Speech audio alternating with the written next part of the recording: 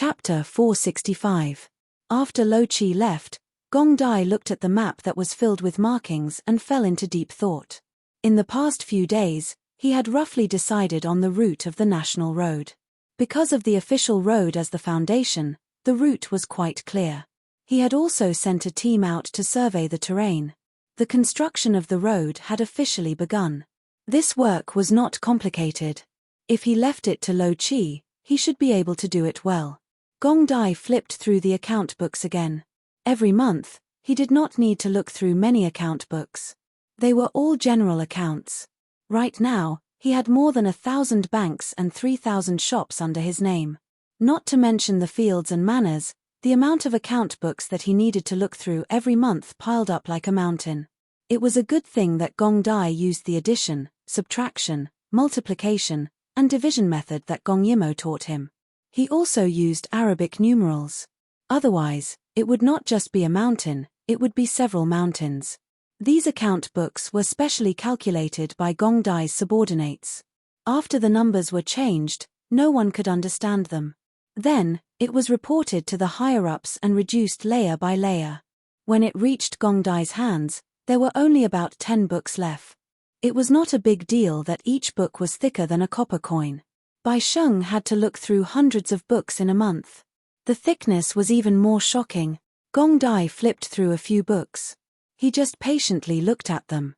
There was no other way. The royal sister did not like to look at these. So when he was young, he felt sorry for the royal sister and learned arithmetic early. But after he learned how to look at accounts, the royal sister never touched the account books again. She really trusted him. Why did he feel a little sad? Because he missed the royal sister. He missed her so much. During this time, he did not dare to think too deeply about her past. The moment they met, he would personally confirm it. But now, he just purely missed her. He missed her a lot. Gong Dai sighed. In the end, he held the account books and thought, what if he gave all this work to Bai Sheng? The more he thought about it, the more he felt it was a good idea. What to do? Bai Sheng, who was bent over the table looking at the account books, suddenly sneezed. He looked at the nearly 100 account books beside him and then pinched his cheeks that were becoming thinner by the day. He wondered if he should ask for sick leave and let Wang Yi look at the account books himself. After receiving the letter from Long City and knowing that Gong Dai was fine, Gong Yimo heaved a sigh of relief. However, she felt that Gong Dai was a little strange. In the past, when he replied to her letters, his words were just like his personality. There was a faint gentleness in his coldness. However, this time, she clearly felt that he was suppressing something. Could it be that something had happened to him that he didn't want her to know? Gong Yimo wondered if he had been poisoned. She couldn't help but glare at Sai Wuyen. You really made the Snow Clan stop. Sai Wuyen saw that she was suspecting him, and his eyes flashed with hostility. Gong Yimo, are you saying that I'm faking it? Gong Yimo rubbed her nose. Why was he so angry? She was just asking. Sai Wuyen frowned. He himself didn't understand. There were so many people who misunderstood him. Why was it that Gong Yimo misunderstood him so much that he couldn't accept it? So he angrily lowered his head and didn't say anything. Gong Yimo saw that he was silent and glanced at him. Sai Wuyen, who was wearing a dragon robe, looked awkward no matter how one looked at him. He was filled with hostility, especially when he was reading the booklets. In the end, he would throw away every booklet he read. His gloomy anger was burning in the entire Yuhua Palace. Gong Yimo picked up a book from the ground and looked at it. She found that it was an impeachment report. It was reasonable and didn't seem to be slandering. However, since Sai Wuyen was so angry, it was obvious that this impeachment report was about someone from their camp. Voila, he suddenly waved his hand and swept all the memorials to the ground. That handsome face under the purple gold crown was distorted. The anger in his heart was probably going to burn his eyebrows. What's going on? Gong Yimo bent down to pick up another memorials. The contents were more or less the same. These people. They are in the position, but they don't think about their duties. They only know how to flatter the Empress Dowager and be her dog. Gong Yimo stared at the memorials and didn't even raise her head. Are you jealous? You also want a dog that will hit whoever you want, don't you? Sai Wuyan glared at her. After a while, he said, I don't want a dog. I want capable people. This world can't be occupied by those lackeys who only care about chasing after their instincts. Those bastards will eventually become my foundation cushion. As he said this, he thought of something. He suppressed his anger and picked up the cinnabar brush again to continue marking, because these memorials also had important matters, but when it came to him, they were all trivial matters. However, he still seriously marked them down and issued orders to carry them out. Gong Yimo had been watching coldly during this period of time. She found that Sai Wuyan still had some ambition and his heart could be considered upright. Just like the Empress Dowager, she never looked at the memorials when they were in her hands. Instead, she gave them to one of her male companions called Lan Ci. Therefore, from a certain point of view, Lan Ci had a higher status than Sai Wuyan. Time passed quickly. Gong Yimo read while Sai Wuyan marked memorials. When he finished his work, he saw Gong Yimo, who was engrossed in reading. In her hands was an ancient book that was as thick as a brick. Although he didn't know what it was about, it didn't look very interesting. At this time, he was slightly moved. He felt that Gong Yimo's ability to reach where she was today was inseparable from her eagerness to learn. She was clearly young, but when she read, she gave people a sense of silence as if she had read a lot. Time flew by, and she seemed to have stopped outside. Being stared at by Sai Wuyan like this, Gong Yimo closed the book in her hands and asked in puzzlement, "What's wrong?" Sai Wuyan's originally calm face suddenly became fierce. He seemed to always be like this, baring his fangs and brandishing his claws at all times, as if he was afraid that others would think that he was easy to bully. "Why? I just think that you're a useless woman. You're so useless. Should I give you the antidote?" He raised his eyebrows and smiled wickedly, waiting for Gong Yimo to get angry. Unexpectedly, Gong Yimo looked at the book in her hands, then looked at him and suddenly laughed. "Sai Wuyan, are you feeling inferior?" Sai Wuyan instantly exploded. "Gong Yimo, don't think that I don't dare to kill you. At most, we'll fight to the death." Gong Yimo giggled. "I just saw that there were mistakes in the booklets that you were reading." Sai Wuyan saw that they were making trouble out of nothing in those booklets just now and couldn't help but scold them with a cinnabar pen. That was why Gong Yimo saw it. Hearing this, Sai Wuyan's face turned red. He was so ashamed that he wanted to die. Gong Yimo watched his handsome face turn red, then purple, and finally calm down a little. He sneered. "Yes, my literacy is limited. So what? Who said that an emperor had to be knowledgeable? Wouldn't it be better to be like his imperial mother, who knew how to use people?" Gong Yimo giggled as she walked forward and sat beside Sai Wuyan's desk. "Because I'm afraid that you'll say that I'm useless and I'll teach you how to read in the future." Sai Wuyan snorted. "No need. If you have the time, why don't you help me think of a way to make a comeback?" He was naturally intelligent, but the Empress Dowager was afraid of nurturing a tiger, so not only did she destroy his meridians so that he couldn't practice martial arts, she also forbade him from studying. Chapter 466. Later on, when he learned how to read, it was only because the Empress Dowager taught him how to use poison that he had the opportunity to learn some words. Furthermore, they were all names of herbs. Back then, when he was traveling outside, he learned how to write properly. However, because he started too late, his handwriting could at most be considered proper, without any strength of character to speak of.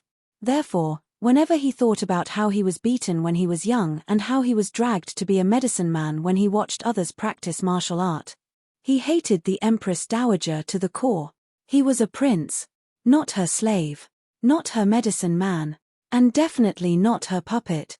Gong Yimo saw that his entire person was gloomy and scary, so she thought about it and said, "Don't be discouraged. You don't have to be discouraged. If they can use this as an excuse to attack your people, you can also use it to threaten them." Sai Wuyan was gloomy. Easier said than done.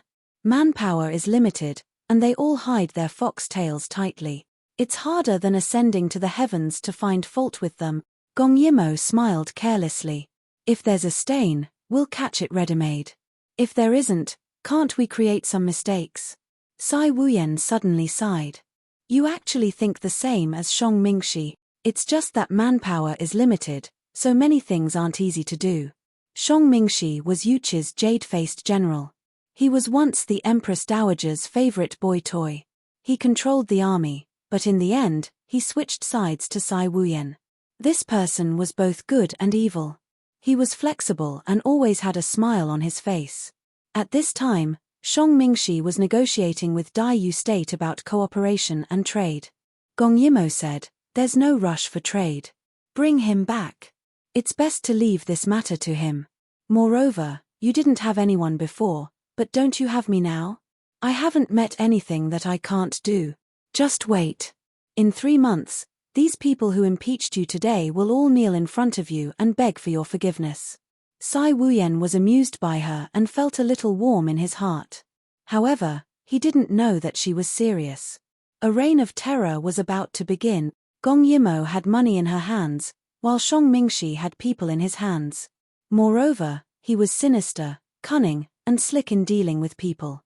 On top of that, Gong Yimo's super-strong martial arts skills caused countless turmoil in the capital. The simplest and most brutal method was bribery. Shang Mingxi stepped forward and offered 10,000 taels of gold to bribe those greedy officials. At first, they were not tempted, but as Shang Mingxi smiled and added one gold brick after another, their eyes widened and they directly switched sides with the emperor. Then, there was the correction of mistakes. For example, there was an official who appeared to be honest in politics, but in private, he booked a famous prostitute for pleasure. A group of students accidentally stumbled upon that debauchery scene, and from then on, his reputation was ruined. For example, there was a smooth and slick official who was doing well as an official. However, the treasurers under his jurisdiction were repeatedly robbed. He couldn't bear to fill the vacancy himself, so he embezzled money from other places. When Cai Wuyan caught him, he was immediately removed from his position. Another example was the fact that the Empress Dowager had asked her maids to approve the memorials, which had aroused public anger. Cai Wuyan stood up and wrote a confession. The people's impression of the Empress Dowager became worse and worse. The ministers had no choice but to persuade the Empress Dowager to return the state affairs to the emperor. As a result, Cai Wuyan's position became even more honorable. All in all, in these 3 months, Jade August Imperial City was in turmoil, making the common people see quite a few jokes. At this time, the moon was dark and the wind was strong. Gong Yimo and Shang Mingxi were hiding on the boat, listening to the sounds inside. Today, they tricked the Prime Minister's only son, who supported the Empress Dowager the most. After drugging him, they sent him to the Empress Dowager's flower boat. Recently, the Empress Dowager was depressed and often played on the flower boat until late at night. That man rushed forward. Normally, the Empress Dowager would think that it was a trick, but today, she drank a lot of wine. The Prime Minister's only son also had a rare good appearance, so she indulged for once.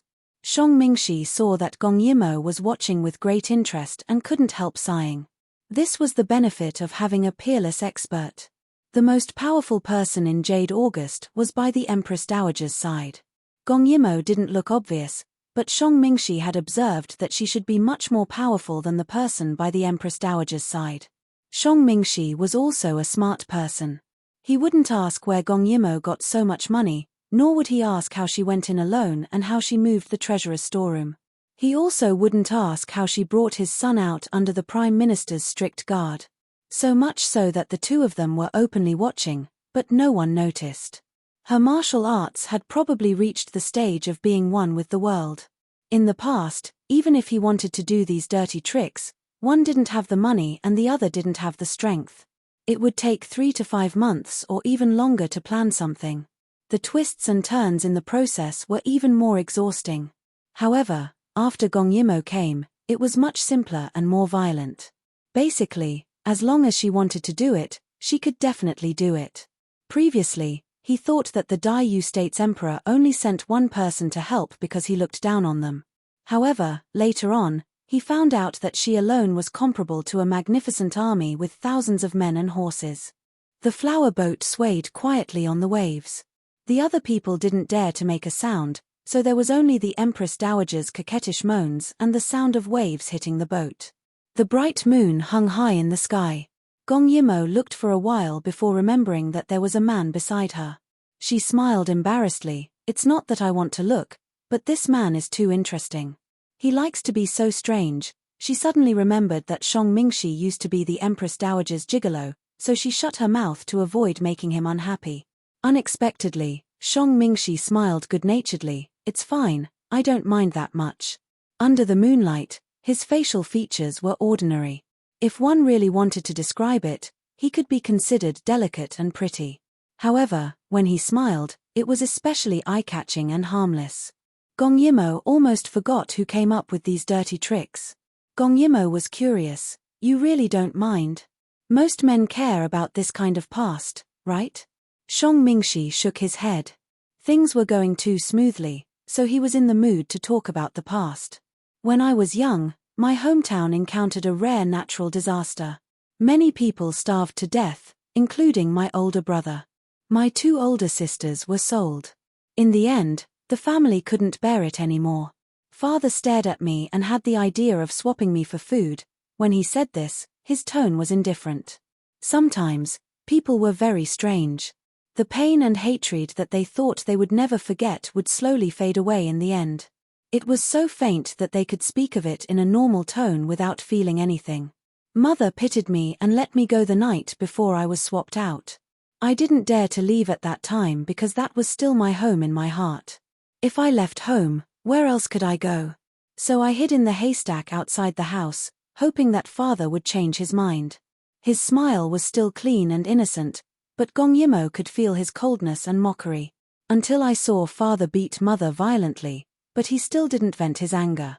In the end, he dragged mother's hair and swapped her for someone else. Only then did I give up. People who are forced to the extreme are very scary. Chapter 467. I saw with my own eyes that my mother's face was covered in blood. She was beaten until she was barely breathing.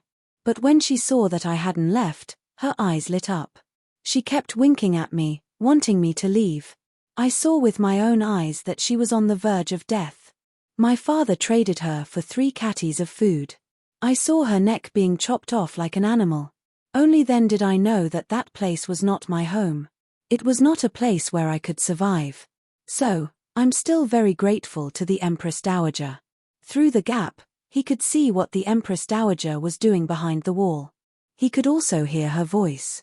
He didn't care at all. He even laughed softly. Although serving her is a very dangerous thing, it's much easier and happier to stay by her side and please her than to wander around precariously and be tortured like a slave. So, I'm very grateful to her. She also seems to like me. Male companions can't interfere in politics or monopolize power. But she gave me military power. So, it's an unparalleled honor, right? Gong Yimo was puzzled. Then why? Do you still want to rebel against her? Shang Mingxi tilted his head slightly and smiled at her, revealing 2 small canine teeth. Because I saw the future. The future? He nodded. The Empress Dowager is brave and resourceful. But because she's soft-hearted, she's close to the vile and distant from the virtuous. With her on the throne, the internal strife in Yuchi will not be eradicated. And if it continues to decay like this, once there's a disaster, the past will repeat itself. He paused, his eyes bright. I don't want to see more children like me in this world. Gong Yimo's heart trembled. He tilted his head and laughed softly. How is it? Isn't it very noble of me to speak like this? Gong Yimo didn't know whether to laugh or cry. Just as she was about to say something, the cabin was already quiet. The ship was gradually approaching the shore. What should we do next? Gong Yimo hid in a dark corner with Shang Mingxi. Her face was full of interest. Shang Mingxi smiled faintly, as if he had everything under control. Don't worry. The Prime Minister has been waiting for a long time by the shore. Gong Yimo felt a little regretful. What a pity. She only slept for a while and didn't suffer any substantial harm. Shang Mingxi shook his head. It's not a pity. Because Liu Galao is also watching in the dark. His daughter is engaged to the Prime Minister's son. Seeing this scene, Liu Gelao is not the kind of person to swallow his anger. Great. Gong Yimo gave him a thumbs up. She was somewhat convinced by this man. Sure enough, Gong Yimo returned with satisfaction after watching the farce on the shore. Sai Wuyan said sarcastically when he saw Gong Yimo return. Oh, you're still willing to come back. Gong Yimo was in a good mood and did not argue with him. Sai Wuyan was even more annoyed and threw an invitation in front of her. Lan Ci sent it. The Empress Dowager is going to hold a banquet at Hongmen. Oh. Gong Yimo looked at the post and thought of the Empress Dowager's awkward appearance at the docks. She couldn't help but chuckle. I guess it's because we're making too much noise, so she wants to knock some sense into us. Don't worry. The courtiers will never acknowledge her as the emperor. This is the bottom line. Otherwise, she wouldn't have to find puppets again and again. So, she won't kill you. Sai Wuyan curled his lips. How was tonight? Did she have a good time? Gong Yimo hurriedly told him all the embarrassing things about the Empress Dowager. Sai Wuyan listened with a smile, but did not say anything. But his hostility dissipated a lot. After months of hard work by the three of them, excluding those neutral parties, his ability to manipulate the army was on par with that of the Empress Dowager. With such progress, it was no wonder that the Empress Dowager could not sit still and sent them an invitation. But the military power of the imperial army was not in their hands. This matter was tricky. Sai Wuyan was thinking carefully about countermeasures. Gong Yimo's thoughts drifted and she thought of another matter. 3 months had passed. Gong Dai had been in contact with her through letters. Why did he not come directly? Gong Yimo thought that he had just gotten the Jade Emperor and was in high spirits, so he forgot about her. She could not help but feel wronged. But Gong Dai was wronged. He could have left for Yuchi 2 months ago. But because of the patrol, Lo Chi personally operated the new weapon. Because of improper control, he was almost killed by the explosion. Gong Dai saw the situation and forcefully used his internal energy to save Lo Chi. He did not dare to tell Gong Yimo about the external injuries caused by the explosion and the poisonous gas rising. Lo Chi also knelt for 3 days. The entire camp was in low spirits. Every day, they were trained to seek death. They could feel the anger of the prince. But this was also good. Gong Dai had more time to train the troops. One day, this would be his greatest weapon. The day of the banquet arrived as promised. In the magnificent secret dragon palace, the Empress Dowager and Sai Wuyan sat in the main seats. Below them were the women of the imperial harem. Sai Wuyan was very abstinent. The number of times he went to the imperial harem could be counted on one hand. Among these women, some were forced to him by the Empress Dowager and some were sent by officials loyal to him. On the other side, Gong Yimo claimed that she was sick and did not attend the banquet. Her eyes were fixed on one person. This person was the Empress Dowager's confidant. His name was Guan Zijin. Half of the imperial army in the city was in his hands. He was the most important person. This person was the Empress Dowager's guest. Naturally, he was on the Empress Dowager's side. But he was getting older and the Empress Dowager liked young men. She had less and less contact with him. Although he did not say anything, it was impossible that he did not have resentment. Gong Yimo thought that maybe she could start from here. Then, she saw a handsome uncle sitting in the courtyard drinking tea. Gong Yimo jumped down from the wall. He stopped the guards who were about to go forward. He calmly poured tea and boiled water with a calm gaze. Princess, you should go back. I am not like those people. I am not greedy or lustful. I also don't have a son for you to use. Gong Yimo blinked. Then what do you want? The handsome uncle Guan Zijin sighed. Go. I will not change sides. Gong Yimo was not convinced. Why? Do you really like the Empress Dowager? Guan Zijin did not speak. Gong Yimo said fiercely, if I can promise you that as long as you help us, we will not kill her in the future. We will even let you leave and be a real couple. Are you not moved by this? You should know that as long as she is the Empress Dowager, you will not have the chance to monopolize her. Her words seemed to have moved the other party. But the other party was silent for a moment and said, go back. Gong Yimo's eyes flashed with a cold light. You should think clearly. At such a close distance, if I kill you, half of your military power may not fall into the hands of the Empress Dowager. At that time, it will be much easier for us to kill her. At this time, Guan Zijian suddenly raised his head and glanced at Gong Yimo. You underestimate her too much. Gong Yimo was stunned. He smiled deeply. During this period of time, you have repeatedly offended her. You have forced her to be full of anger. She endured it only for today. I am afraid that at this time, the little emperor's life is at stake. Gong Yimo was shocked. She suddenly raised her head and looked in the direction of the imperial palace. There was a trace of black smoke rising. Chapter 468. The Empress Dowager made a move. Why? Could it be that she had a new puppet? Gong Yimo's mind raced. Impossible. The others had all been eliminated by the Empress Dowager. Cai Wuyan was the only imperial bloodline left. She looked at Guan Zijian. He must know. Guan Zijian seemed to feel that the situation was settled. He did not keep her in suspense and said directly, although the little emperor restrained himself, he had to pamper some women. Even if his medical skills were good and he took many measures, his medical skills were taught by the Empress Dowager. She could naturally see through his contraceptive methods. Moreover, the child was already born. It's a boy. As if the blow was not enough, Guan Zijian added, the child's bloodline resonates with the Cai family's Long Chengyu. It's undoubtedly the Cai family's blood. Gong Yimo wanted to curse. What was Cai Wuyan doing? He didn't even know that he had a child for no reason. Guan Zijian laughed. You can't blame him. That woman was pregnant at that time and the Empress Dowager let her fake her death. The little emperor never cared about the lives of the women in the harem. Why would he investigate the cause of her death? Gong Yimo's face darkened. That means the Empress Dowager wants to raise a third puppet. Guan Zijian poured her a cup of tea. It's still early. Princess, why don't you sit down and wait? When everything is settled, you can still return to your country to be a princess. Gong Yimo stared at the tea in front of her and really sat down. She frowned. Perhaps you don't understand. I'm not someone who easily admits defeat.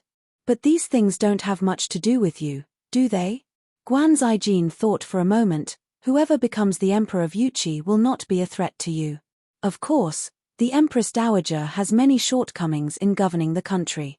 But is Cai Wuyan very good? He's impetuous, violent, and has a past like that. How many people would be convinced if he became the emperor? So, he's useless. Guan Zijian stroked his beard and sneered. He really doesn't have any good points. His twisted personality is really unlikable. Gong Yimo suddenly laughed. Why don't we make a bet? Guan Zijian was somewhat guarded and did not rashly respond. Do you think Cai Wuyan will die today? Guan Zijian thought for a moment. The Empress Dowager's poison skills are unparalleled. No one in the palace dares to betray her. Now that she has another trump card in her hands, she no longer has to worry about anything. Cai Wuyan must die today. All right, let's make a bet. Let's see if he'll die today. Guangju Jin stopped talking again. Gong Yimo said, if Cai Wuyan doesn't die today, I hope that you can lend us a hand when there's an internal strife in Royal City in the future. In return, we won't kill her in the future. We'll even give her to you so that you can be an immortal couple. Guan Zijian smiled wryly. Don't be in a hurry to refuse. Cai Wuyan has already developed a drug that can make people forget their past. She may not necessarily not belong to you. All of this is up to you. She was making things up, but this sentence actually made Guan Zijian waver. He raised his head and looked at the smoke rising from the palace, then looked at Gong Yimo. Don't waste your energy. He'll definitely die. Gong Yimo shrugged. Do you want to bet or not? The result of the bet is God's will, isn't it? Guan Zijian suddenly asked, why are you helping Cai Wuyan like this? From what I know, he doesn't treat you well. If you're controlled by his poison, you can find the Empress Dowager. The Empress Dowager will definitely save you. Gong Yimo shook her head. I'm not poisoned. Seeing Guan Zijian's surprise, she smiled. Cai Wuyan is indeed annoying. He's gloomy, violent, impetuous, and has limited talent. Then you? Guan Zijin didn't understand. But you can't just look at one side of a person. You have to look at the other side of him. Gong Yimo held the teacup in her hand but didn't drink. When I was 14, he ran over to kill me. Because at that time, he thought that I was capable. Once I became someone like the Empress Dowager, Yuchi would be in danger. Gong Yimo couldn't help but laugh. But in the end, he didn't do it. He only said harsh words. Later, when he came to Yuchi, I saw that he was very irritable, but he would still read the memorials seriously. The Empress Dowager would only let a male companion do all this. He was suppressed in the imperial city, but he was still willing to help when he saw injustice. The Empress Dowager forced him to kill a defenseless woman just to show me who was the boss. He was in such a difficult situation, but he still didn't forget about the business of Yuchi. The Empress Dowager was still thinking about how to have a child, kill him, and continue to raise a puppet to be the Empress Dowager.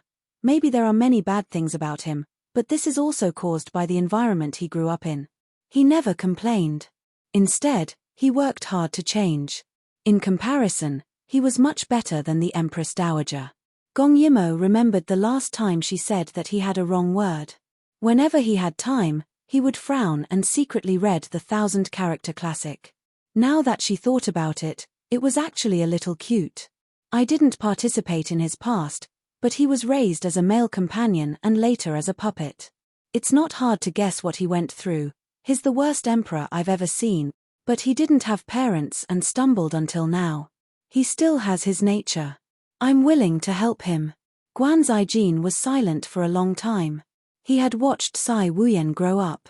The child was forced to develop a beast-like character only because the Empress Dowager felt that it was boring for everyone else to follow her, so she did it on a whim. Now that he thought about it, it was cruel. She wasn't like this before. She and I were childhood sweethearts. Stop. Gong Yimo finished her tea. I'm not interested in your past. I only want to ask you, do you want to bet with me? If you win, she will be the Empress Dowager. If you lose, I'll make her your childhood sweetheart again. Guan Zijin felt that it was a foregone conclusion. There was no way to turn the tables. In the end, greed took the upper hand. He had guarded her for more than 10 years. Why couldn't he have her? So, he actually nodded. Very good. Gong Yimo didn't say anything else. She jumped over the wall and rushed into the palace. Then, she met Shang Mingxi, who was equally anxious. Her eyes lit up as she leaped onto his horse and whipped its butt. Shang Mingxi was shocked by her actions. Before he could say anything, Gong Yimo asked. Last time, you said that the Empress Dowager liked you and made an exception to give you military power? Shang Mingxi nodded. At this moment, his face was solemn. He still didn't know what was happening in the palace. Gong Yimo smiled strangely. If you go and kill Lan Ci, what do you think the result will be? Shang Mingxi was stunned. Even if she wanted to divert attention, she didn't have to do this, right? Go and beg the Empress Dowager for mercy. Beg her to accept you again, then take the opportunity to kill Lan Ci. You might not die if you do this, but if you don't attract more attention, Cai Wuyan will definitely die. Do it or not. Just say it. Shang Mingxi sighed. Do it. Most people wouldn't be able to accept begging to be a boy toy, but Shang Mingxi could. It wasn't that difficult to get on someone's good side by kneeling and saying a few words. Chapter 469. The palace was under martial law. Shang Mingxi loudly requested an audience with the Empress Dowager. The people below could not make up their minds. Shang Mingxi smiled at the person who was in a difficult position. Just inform the Empress Dowager that I, Shang Mingxi, request an audience. The person was bewitched by Shang Mingxi's smile. He nodded and flew away. This was the Empress Dowager's world now. Who knew if the Empress Dowager still had feelings for this person? As for Gong Yimo, she followed the noise and barged into a house. She used her qinggong to enter the palace. Although she was almost discovered several times, she managed to enter without any mishap. The entire dragon hall was burning. What was terrifying was that no one went to put out the fire. Instead, The hidden dragon hall was surrounded by thousands of soldiers, as though they were preventing anyone from entering to save people. The fire slowly grew bigger. They were all waiting for someone to save them or for the entire hall to collapse to ensure Sai Wuyan's death. The Empress Dowager hid in a dark corner and played with the porcelain bottle in her hand as she spoke to Lan Si. Do you think this princess is so powerful? If she really comes to save people, I'll take advantage of the chaos to attach this Gu worm to her. Will she be of use to me in the future? Lan Si smiled. Just as she was about to speak, someone came to report that Shang Mingxi requested an audience and relayed Shang Mingxi's word. At that moment, Lan Si saw the smile on the Empress Dowager's face turn cold. Just as she was about to say something to break the atmosphere, the Empress Dowager raised her hand and said, "Raise the sedan." Lan Si's expression changed drastically. She was leaving because of Shang Mingxi's words. "Empress Dowager, Gong Yimo will be here soon. You can't leave." The Empress Dowager glanced at the burning hall. Boring. Sai Wuyan must have died long ago. So what if she comes? Besides, I have so many subordinates here. Can't I stop a woman? With that said, she waved her feather fan and signaled for the sedan to rise. Lan Si was unwilling. But, don't you still want her to be of use to you? That Gu worm, she's the princess of Daiyu State after all. It won't do Yuqi any good to make things too tense. Dong Luani's expression changed as she spoke indifferently. Empress Dowager. Lan Si was so anxious that her tone became heavier. However, Dong Luani's cold gaze landed on him, startling him. Only then did he realize how overboard his actions were. You don't seem to be able to see where you are. Dong Luani sat on the small bamboo palanquin and pulled back her clothes from his hands, mocking him.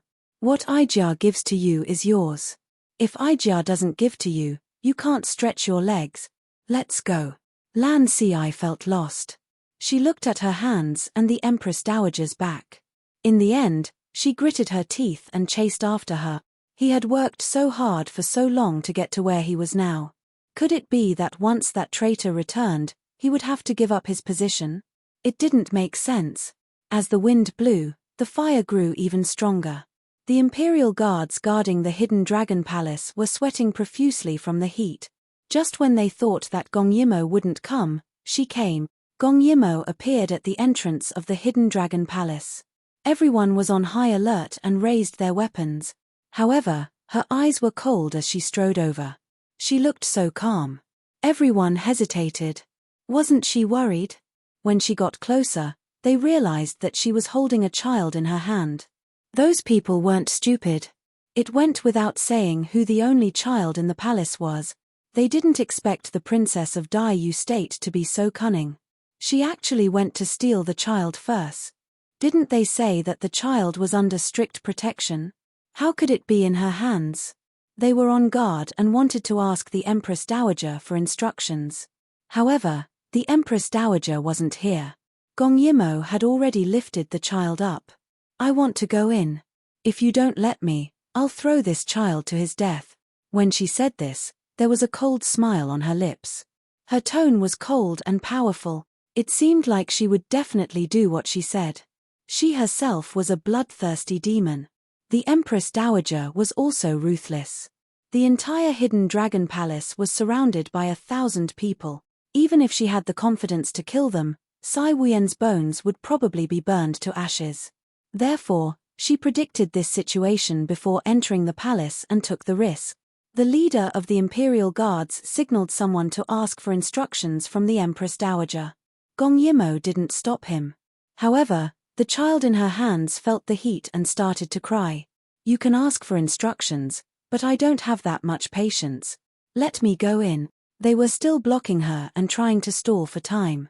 "Princess, please wait. Without the Empress Dowager's orders, we won't let him go." Although Sai Wuyan was stabbed and poisoned, he couldn't be sure that he was dead. Therefore, the leader of the Imperial Guards wanted to stall for time until Sai Wuyan was dead. However, that child. He was the only child of the Sai family. He couldn't die. He had to try his best to protect him. Seeing that this person was stalling and that the fire was burning fiercely, Gong Yimo was anxious and lifted the child up high. Since you don't care about the child's life, there's no point in keeping him. If he falls to his death here, I'll go back and still be the princess of Daiyu State. I won't lose anything. I just don't know what will happen to Yuchi. I'm really looking forward to it. She laughed sinisterly and pretended to throw the child. The viciousness in her eyes didn't seem to be a lie. The leader of the Imperial Guards was finally scared out of his wits. Wait! He hurriedly shouted. He didn't expect that Gong Yimo, who was also a woman, would be so merciless to a child. The child was still crying, but the murderous intent in her eyes was almost tangible. The leader of the Imperial Guards hesitated. He couldn't let the child go, but he had to. Get out of the way. The heat wave hit, and her eyes turned red from the fire. The leader was forced by Gong Yimo's aura. Cold sweat dripped down his forehead, but he still refused to let go. Princess Jiyu State, why do you have to do this? Do you want the two countries to go to war? Gong Yimo was getting more and more anxious. She wanted to hack this person to death. Go to war? You're right. A divided country is perfect for my Daiyu State to swallow up. I guarantee that it won't take much effort. This child should just die. She raised her hand again, and her words sounded like a warning bell to the leader. That's right. Maybe she did it on purpose to create an opportunity for the Daiyu State to invade. With this thought, the leader hurriedly shouted, "Wait! Get out of the way, all of you, get out of the way." The leader of the Imperial Guards panicked and ordered with his forehead full of sweat. Everyone hurriedly made way. He licked his lips and stared at the child in her hands. "Princess, we've already listened to you. You should give the child to me." He spoke cautiously because at this time, Gong Yimo was too scary. Her black hair was blown by the heat waves, and her eyes were red. When she glanced at someone, her murderous aura surged. Even though they were by the fire, they felt a chill run down their spines. They didn't dare to provoke her again. "Get out of the way," she scolded, and the leader of the Imperial Guards actually took a step back subconsciously. Gong Yimo looked at the burning palace in front of her and the black mass of Imperial Guards. Her heart was filled with hostility. Chapter 470. These people were the Imperial Army. Was this how they protected their emperor? Gong Yimo sneered, "I'll throw the child out after I go in. Try saying no if you dare." She glanced at him with a cold expression. The Imperial Army leader wanted to say something, but he couldn't. He stepped back in fear and watched Gong Yimo stride in. It wasn't that Gong Yimo couldn't force them to go in and look for Sai Wuyen, but she knew that if these people went in, Sai Wuyen wouldn't have any way to survive. Once they found Sai Wuyen, they would kill him and claim that he was long dead. Dead men tell no tales, so she could only come in and look for him herself. Wasn't it just a sea of fire? There was nothing to be afraid of. She passed through layers of guards and got closer to the flames. Before she stepped into the sea of fire, she was stopped by a pair of crossed spears. The Imperial Army leader didn't dare to approach and only spoke from afar. "Princess, hand over the child. We'll let you go in." Gong Yimo smiled. She didn't want to be entangled, so she really threw the child out. At this moment, everyone's eyes followed the small figure that was thrown out. Finally, someone with excellent qinggong carefully caught the child. When they turned back, Gong Yimo had already disappeared into the sea of fire. She really went in. Dong Luani raised Shang Mingshi's face with a strange expression. "Do you really want to return to Ijia's side?" Her tone was teasing. Shang Mingshi raised his head and smiled. This smile was just like when he was by her side, gentle and clean. It was obviously an ordinary face, but when he smiled, it seemed to glow. It was hard to dislike him. Dong Luani's face suddenly darkened. She stood up straight and looked down at him with a cold smile. "The little emperor is dead. You don't have anyone to rely on, so you want to come back. Shang Mingshi, when you were by Ijia's side, you were always like this. I didn't expect you to still be like this." Shang Mingshi knelt up straight. "A good bird breaks a tree to perch. I'm just judging the situation." The Empress Dowager snorted, and her eyes were cold. What a good judge of the situation. You abandoned your old master without a word and got together with your new master. Now that your new master is dead, you want to return to your old master's side. What a straightforward person. What a cruel heart. Shang Mingxi smiled but didn't say anything. It was as if he wasn't the one being insulted. Well, this bit of humiliation was nothing to him. His lukewarm attitude greatly provoked Dong Luani. She couldn't help but say angrily, "When did I ever let you down? You want to betray me? Don't you find it ironic that you're back now?" Shang Mingxi looked at her furrowed brows and smiled faintly. He asked seriously, "Can I return to your side after being scolded by you?" Being stared at like this, Dong Luani, who was in her 30s, blushed. It was hard to tell whether she was angry or angry. Lan Ci saw that the situation was not good and quickly stepped forward. "Shang Mingxi, do you know what it means to be shameless?" He felt that the situation was out of control. The Empress Dowager obviously still had feelings for this man. Shang Mingxi remained calm in the face of Lan Ci's humiliation. "Are you afraid that you won't be able to keep your position when I come back?" "You." Lan Ci was infuriated. She stepped forward and lifted Shang Mingxi up by his collar. "You want to come back, right? But do you think a traitor like you can come back just because you say so? It seems that I have to teach you the rules." He glanced at the Empress Dowager's eyes and found that she had acquiesced. It was obvious that the Empress Dowager also felt that she couldn't let Shang Mingxi off so easily. "You should be taken away and taught a good lesson," she snorted coldly. Lan Ci became even more excited. She dragged Shang Mingxi by his collar and was about to walk out. But when she turned around, Shang Mingxi suddenly pulled out the gorgeous sword at Lan Ci's waist and stabbed it into his chest. Dong Luani's cry of surprise rang in his ears. The two men faced each other, one with the same expression and the other with eyes full of fear. Shang Mingxi actually dared to kill him? Before he could think too much, Shang Mingxi suddenly moved closer and spoke in a somewhat seductive voice, "I'm back. As a substitute, it's time for you to retire." As he spoke, he pushed Lan Ci to the ground with his sword, leaving behind a panicked crowd. Even Dong Luani didn't expect Shang Mingxi to kill Lan Ci. "Shang Mingxi, are you crazy? Who allowed you to commit murder?" The Empress Dowager roared. A middle-aged man appeared beside her like a ghost. He was the Empress Dowager's protector and was sometimes sent out to carry out other tasks. Shang Mingxi's right hand was covered in blood. Just now, he had stabbed it so deeply that it had directly pierced through Lan Ci. His clean robe and white jade-like fingertips were stained with blood. He took out a handkerchief to wipe his clean left hand, but his eyes were smiling as he looked at the frightened Dong Luani. "If I don't kill him, there's no place beside you that I want." His words stunned Dong Luani.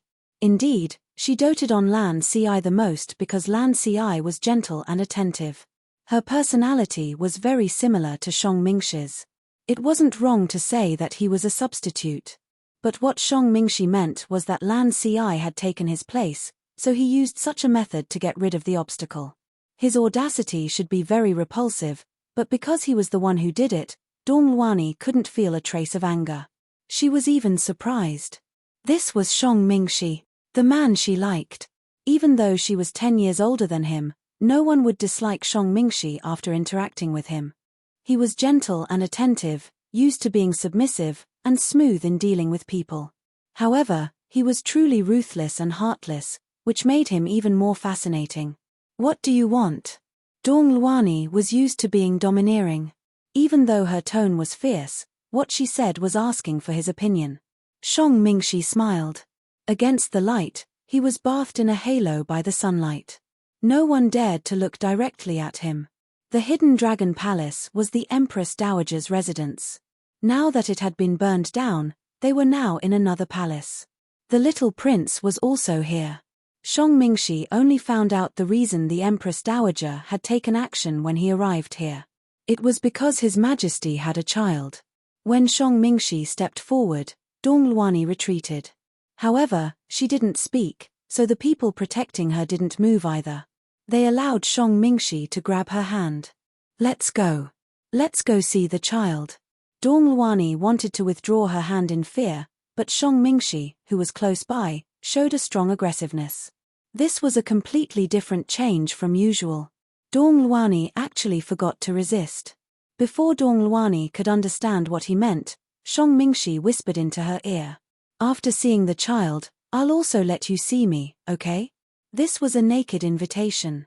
Under Shang Mingxi's smiling gaze, this woman, who was famous for being ruthless and heartless, actually felt shy and allowed him to pull her away. Chapter 471. Fire and Black Smoke. The fire was released from the outside. It was obvious that the Empress Dowager wanted to kill Sai Wuyan directly, but what did he do to make the Empress Dowager give up on killing him and start a fire from the outside? Gong Yimo arrived at the banquet hall and hurriedly glanced around. She found a lot of dead people in the hall, including his and the Empress Dowager's people. There were also a few bottles and jars on the ground. She understood that Sai Wuyan must have spilled the poison at the critical moment. Since no one could get close to him, the Empress Dowager decided to burn him to death. However, her gaze swept past them, especially the burnt corpse that had stopped for a few seconds. These people were not him. He might still be alive. But the surrounding flames and poisonous smoke were everywhere. Even if he was still alive, where could he be? She was too careless. Gong Yimo anxiously looked around and scolded herself. Her previous plots had gone too smoothly, so she did not expect the Empress Dowager to have such a trick up her sleeve. This was really a Hongmen banquet. Her eyes were filled with fire. She was in a daze for a moment. It was too similar. In her previous life, she broke into the Yuqi Imperial Palace and set fire everywhere. He was waiting for her in the Hidden Dragon Palace. Was he waiting for her as well? Based on her memory, she found the Empress Dowager's bedroom. This was the place where Sai Wuyan committed suicide in her previous life. The floor was covered with pearls, agate, and jade, but he was not there. He was not here either. Gong Yimo rushed to the courtyard again. Her clothes were burned, and she cut them off with her backhand. Looking around, the entire courtyard was covered in black smoke. It was broad daylight, but she felt like she was in hell. The sky was dark red and there was no light. She could not tell the direction. The later she found Sai Wuyan, the more likely he was to die. Gong Yimo was burning with anxiety.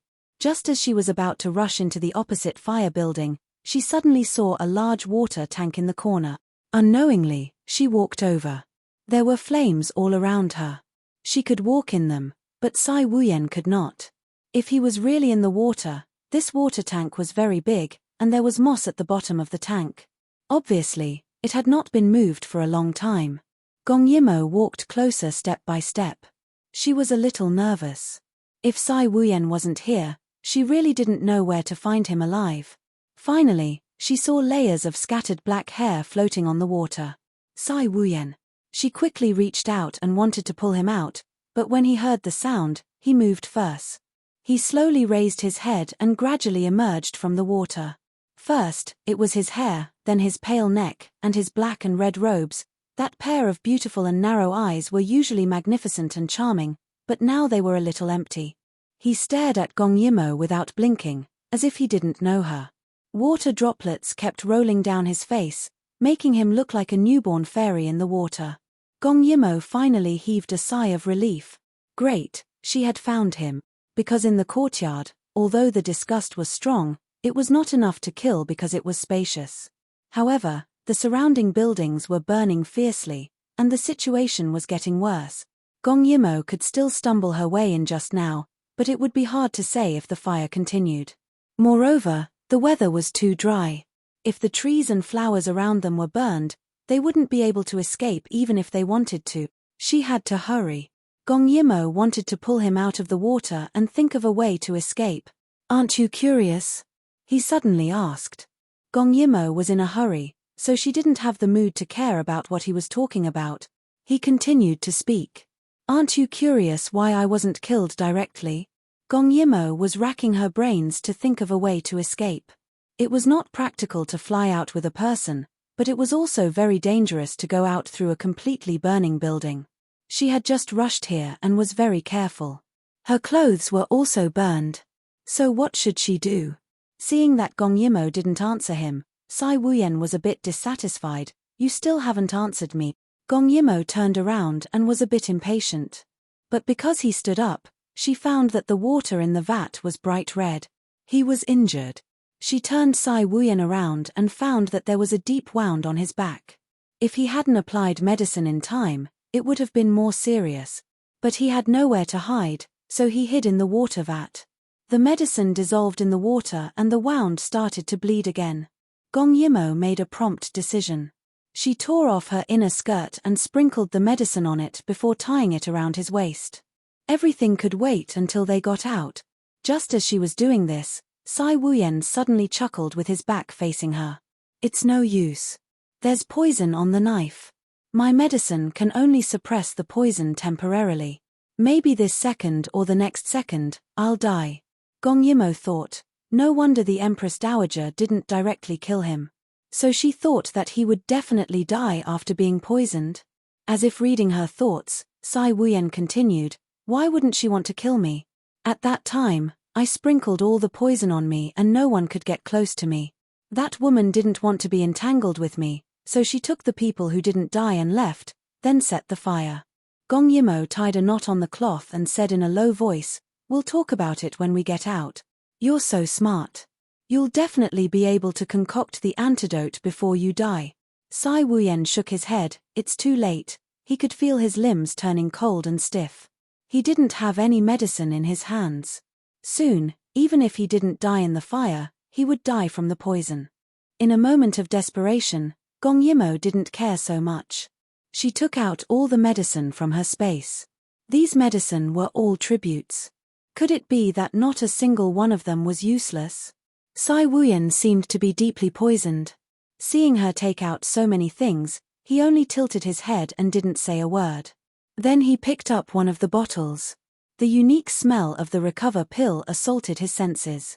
Not knowing why, he didn't move for a long time. Previously, I was cut by a knife and almost died. But I crawled into her room and used the remaining medicine to concoct some antidote. At that time, the poison and medicine mixed together and it was very painful. I was thinking, if someone saved me at this time, I would confer him a high official and enjoy the glory, splendor, wealth and rank. Unfortunately, there wasn't any. No one came to save him. Gong Yimo was originally anxious. But seeing his face getting paler and paler, and his eyes dim, it was obvious that he had already decided to die. It seemed that these medicine were secondary. He gave up on it. Was there really no hope? Gong Yimo didn't talk nonsense. She frowned and quickly stuffed the medicine back into her clothes. Just as she was about to say something, he continued. Later on, there was a raging fire outside and I was trapped inside.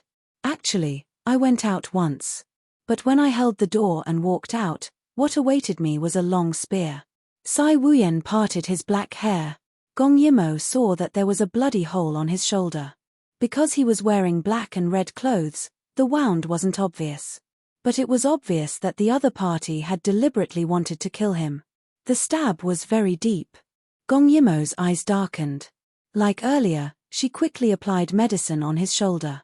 She could imagine that he had gone through a near-death experience to appear at the door, only to be met with a knife. Chapter 472. I don't understand. His lips gradually turned purple and his face was full of confusion. I'm the Emperor. I've never killed anyone. I've worked very hard. Why did they treat me like this? That woman was laughing from afar. When she saw that I was in a mess and wanted to run out, she laughed and asked them to force me back, into the fire. Those people listened and really didn't allow me to take a step out. They teased me like a beast and showed them my final struggle. He paused and his voice started to become hoarse. At that time, I shouted, whoever saves me, I'll agree to anything you want. I'm the Emperor, I'll do what I say. But they looked at me and sneered. They didn't care about me and still, no one saved me. Someone shouted, this is the consequence of a male gigolo being disobedient. But I'm not a male gigolo, I'm a prince. No, I'm the Emperor. Just because of my past, they can look down on me without restraint. Does it feel good to rape an emperor? Especially when they were right, I've been a male gigolo. His gaze gradually became unfocused and his expression became quiet, as if he was reminiscing about the past. When I first became the emperor, I wanted to achieve great things. But she wanted to prove to the world that she was the one who had the final say in Yu Qi. So she once forced me to kneel down and lick her feet in front of everyone. Some officials were arranged to watch in the dark. In the end, they couldn't help but laugh. Then I found them. They were so ashamed that they wanted to die. They looked at me with disdain and no one felt that they should help me up or speak up for me. They looked down on me and refused to accept me. I've been eating liquid food and vegetables for a long time.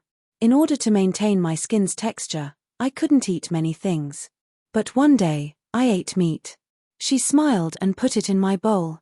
It was a person's finger. So it was the little palace maid who pitied me and gave me a piece of meat.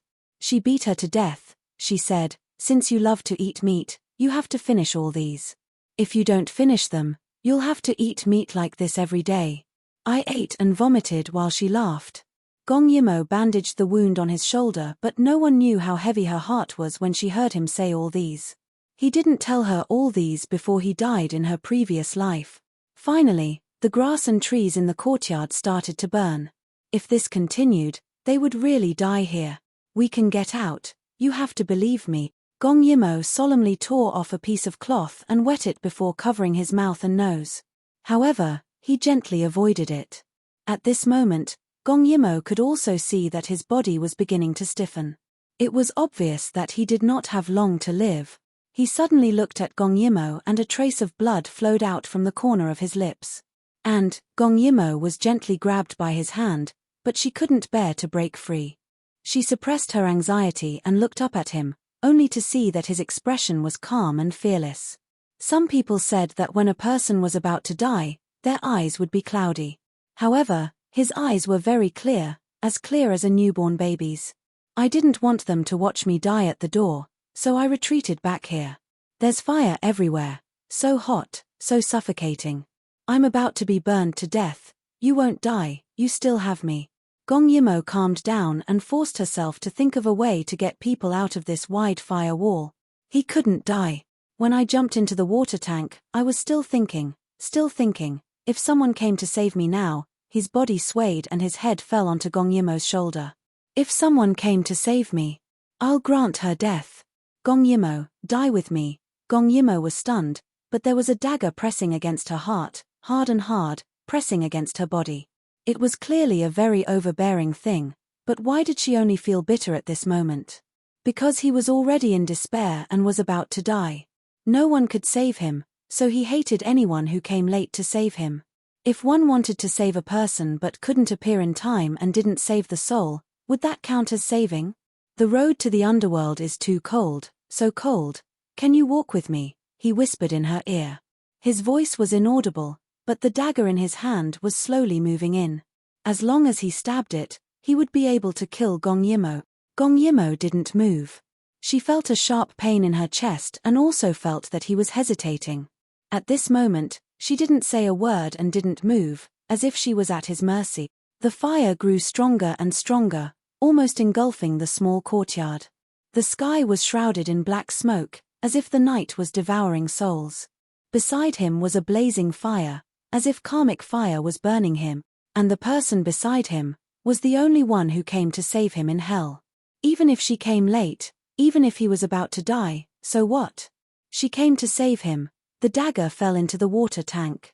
One of them stood outside while the other stood inside the tank, gently leaning against each other. Separated by the boundary of fire and water, it was as if life and death were competing. "I still can't kill you." He smiled. "Just like 4 years ago, you had the talent to look down on the world. You made me afraid, but you didn't have the ambition to dominate the world." Sai Wuyan seemed to have regained some energy. He said to Gong Yimo, "You should go. This fire will hurt you, but it won't kill you. If you bring me along, you'll definitely die." He looked at the tragic scene in front of him and suddenly smiled. "I'm satisfied that you can see me before you die." Gong Yimo suddenly took out the medicine from her chest again. "You said that if someone comes to save you for the 3rd time, you'll drag him down with you. But now, you won't kill me." Do you want to change the ending? What? He looked up. Blood was flowing out from the corner of his mouth, but his eyes were still clear. Gong Yimo tiptoed and smiled at him. If someone comes to save you again, you'll have to serve that person as your master. Sai Wuyen was stunned. So, your life is mine. Now, I order you to prolong your life. At least let me bring you out of here alive. The air was filled with a burnt smell, but the fragrance on her body was very sweet. It made Sai Wuyen feel like a pool of stagnant water that was suddenly injected with a little vitality. Gong Yimo poured out all the medicine in her hand into her palm. She knew that Sai Wuyen knew what medicine these were. I want you to prolong your life, she ordered, her eyes sharp. Sai Wuyen was obviously very domineering, but he did not feel angry at all. She held a dozen different pills in front of him with both hands. However, in his eyes, they were vitality, hope, and faith. His world was like this sea of fire. It was dark, distorted, and broken. However, as long as she was here, all these did not seem to exist. He finally slowly picked up a pill and swallowed it. With her around, the darkness didn't exist. Gong Yimo saw that he ate 3 pills and stopped. She wanted to ask him about the situation, but the moment the medicine entered his stomach, his whole body trembled and blood flowed out from his 7 orifices. Gong Yimo was shocked. She quickly hugged him before he fainted. Seeing that his heart was still beating, she heaved a sigh of relief. She looked up at the sky. This was great. How was she going to bring an unconscious person out of this sea of fire? Chapter 473. One side was burning the sky, the other was warm and fragrant. Shang Mingxi lay on the couch with Dong Luani in his arms. Beside him was the child who had been kept in the dark. He was blinking his dark eyes and blowing bubbles ignorantly. Dong Luani hugged him coquettishly. She had long forgotten about Lan Ci's death. Right now, she only had eyes for this man, the only man she had ever liked. You want to raise him and then raise a puppet? Shang Mingxi's voice was gentle and soft, without a hint of reluctance. It was as if the dead emperor was already a thing of the past and he changed his attitude without a trace of unwillingness. Dong Luani was about to answer when someone came to report in a panic. Not good, Empress Dowager. That's Princess Jiyu. That's Princess Jiyu. Dong Luani hurriedly got up from the couch and shouted when she saw a person kneeling on the ground in fear. Princess Jiyu has barged in. Dong Luani was stunned and subconsciously glanced at Shang Mingxi. Seeing that he had no reaction, she shouted, "What are you panicking for? Sai Wuyen is dead for sure." The knife that cut him was smeared with Aijia's newly made poison. Normal people will die at the sight of blood. Even if he has a special constitution, he won't be able to last long. By the time Gong Yimo enters, he will already be dead. She didn't know if she was saying this for the servants or the people around her. It was as if she was telling Shang Mingxi that Sai Wuyen was already dead and the only person he could rely on was her. So in her panic, she forgot to ask how the other party entered. Shang Mingxi heard this but smiled without saying anything. He patted her back lightly. Don't be anxious. Dong Luani was a bit embarrassed, and the person reporting to her widened his eyes. The words he wanted to say were stuck in his throat. No wonder the person was so surprised to see Shang Mingxi. He forgot to say that Gong Yimo found a fake prince to fool the imperial guards. The prince was with them, and the child that Gong Yimo brought was a fake. Dong Luani frowned. All right, no need to say any more. Prepare the carriage. Aijia wants to see what's going on. It would be a lie to say that she wasn't worried. After all, they were killing the emperor. Therefore, she was no longer in the mood to continue being affectionate with Shang Mingxi. She hurriedly got up to take a look. Shang Mingxi wanted to go with them, but Dong Luani was afraid that Sai Wuyen was really still alive and had been rescued by Gong Yimo. If that was the case, Shang Mingxi would definitely be up to something again, so she said to Shang Mingxi, "You stay." Seeing her like this, Shang Mingxi nodded. However, he glanced at the person on the ground who was peeping at him with some dissatisfaction. "I can stay, but the way these people look at me makes me angry." He didn't sound like he was angry, but Dong Luani understood that he was in an awkward situation. Lan Si was dead, and Sai Wuyan's people who had betrayed her appeared here again. It was inevitable that people would look down on her, so she couldn't help but say loudly, "Your status is only second to mine. If anyone displeases you, just kill them." Her words were like an imperial edict, so who dared to disobey? Shang Mingxi gently tidied up her skirt. "Let Hai Qing go with you. Gong Yimo is very skilled in martial arts. We have to be careful." Hai Qing was the #1 expert in Yuqi. Dong Luani's heart skipped a beat. She felt that Shang Mingxi was genuinely concerned about her, so she nodded subconsciously. "You should rest." With that, she hurried out. The group of people made their way to the secret dragon palace. She wanted to see what kind of tricks a person who was bound to die could play. Gong Yimo really felt like she was looking around, but there was nowhere to run. The flames soared into the sky. She couldn't climb over while carrying people. If she tried to climb over, she wouldn't have a foothold and would be injured. She carried Sai Wuyan out of the water tank. Even if the medicine was of the highest quality, if they didn't get out in time, Sai Wuyan would still die. Then, everything she had done during this period would be in vain. Yuqi would be out of her expectations. At this moment, the 4 sides had been burned into one. There was no opening left. If she wanted to get out, she had to create a hole herself. At this critical moment, she gritted her teeth and took out a bow from her space. Then, she tied a pin to the front of the arrow and aimed it at a spot in the sea of fire. Whether she succeeded or died, it all depended on this move. With a loud bang, sparks exploded. The Imperial Guard stationed outside looked up and saw the palace behind them exploding into countless sparks that covered the sky. Before they could figure out what had happened, Gong Yimo gathered her inner strength in her hand and shot an arrow that was further away. Bang! Another thunderous boom rang out, and it was as if the earth itself was shaking. At this moment, they looked down and found that it wasn't just seemed, it was really shaking. The entire burning palace was on the verge of collapse.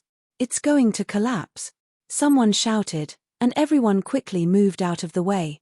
As soon as they moved out of the way, the front half of the palace collapsed. Sparks flew everywhere, and the ground was filled with debris. The leader of the Imperial Guards held the child and regretted.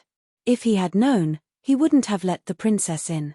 If she died in there, what should he do? The fire was still burning, but the Empress Dowager's sedan chair had arrived. She quickly asked when she arrived, "What's going on? What was that sound?" When the leader of the Imperial Guards heard that the Empress Dowager had arrived, he was afraid that she would punish him, so he quickly went forward to claim credit. "Empress Dowager, the sound just now was because the palace collapsed. The princess. I'm afraid she died in there. But it's okay. The little prince is still here. He's not injured." The prince? Dong Luani was puzzled. The leader thought, could it be that the person who sent the message was too anxious and forgot to mention it? Therefore, he quickly handed the child in his arms over and said with a fawning expression, "The prince is here." Dong Luani was stunned and then sneered. She didn't expect Gong Yimo to be prepared for this. She even found a child to pretend to be a prince. It was only natural that these people would be deceived, allowing Gong Yimo to enter without much effort.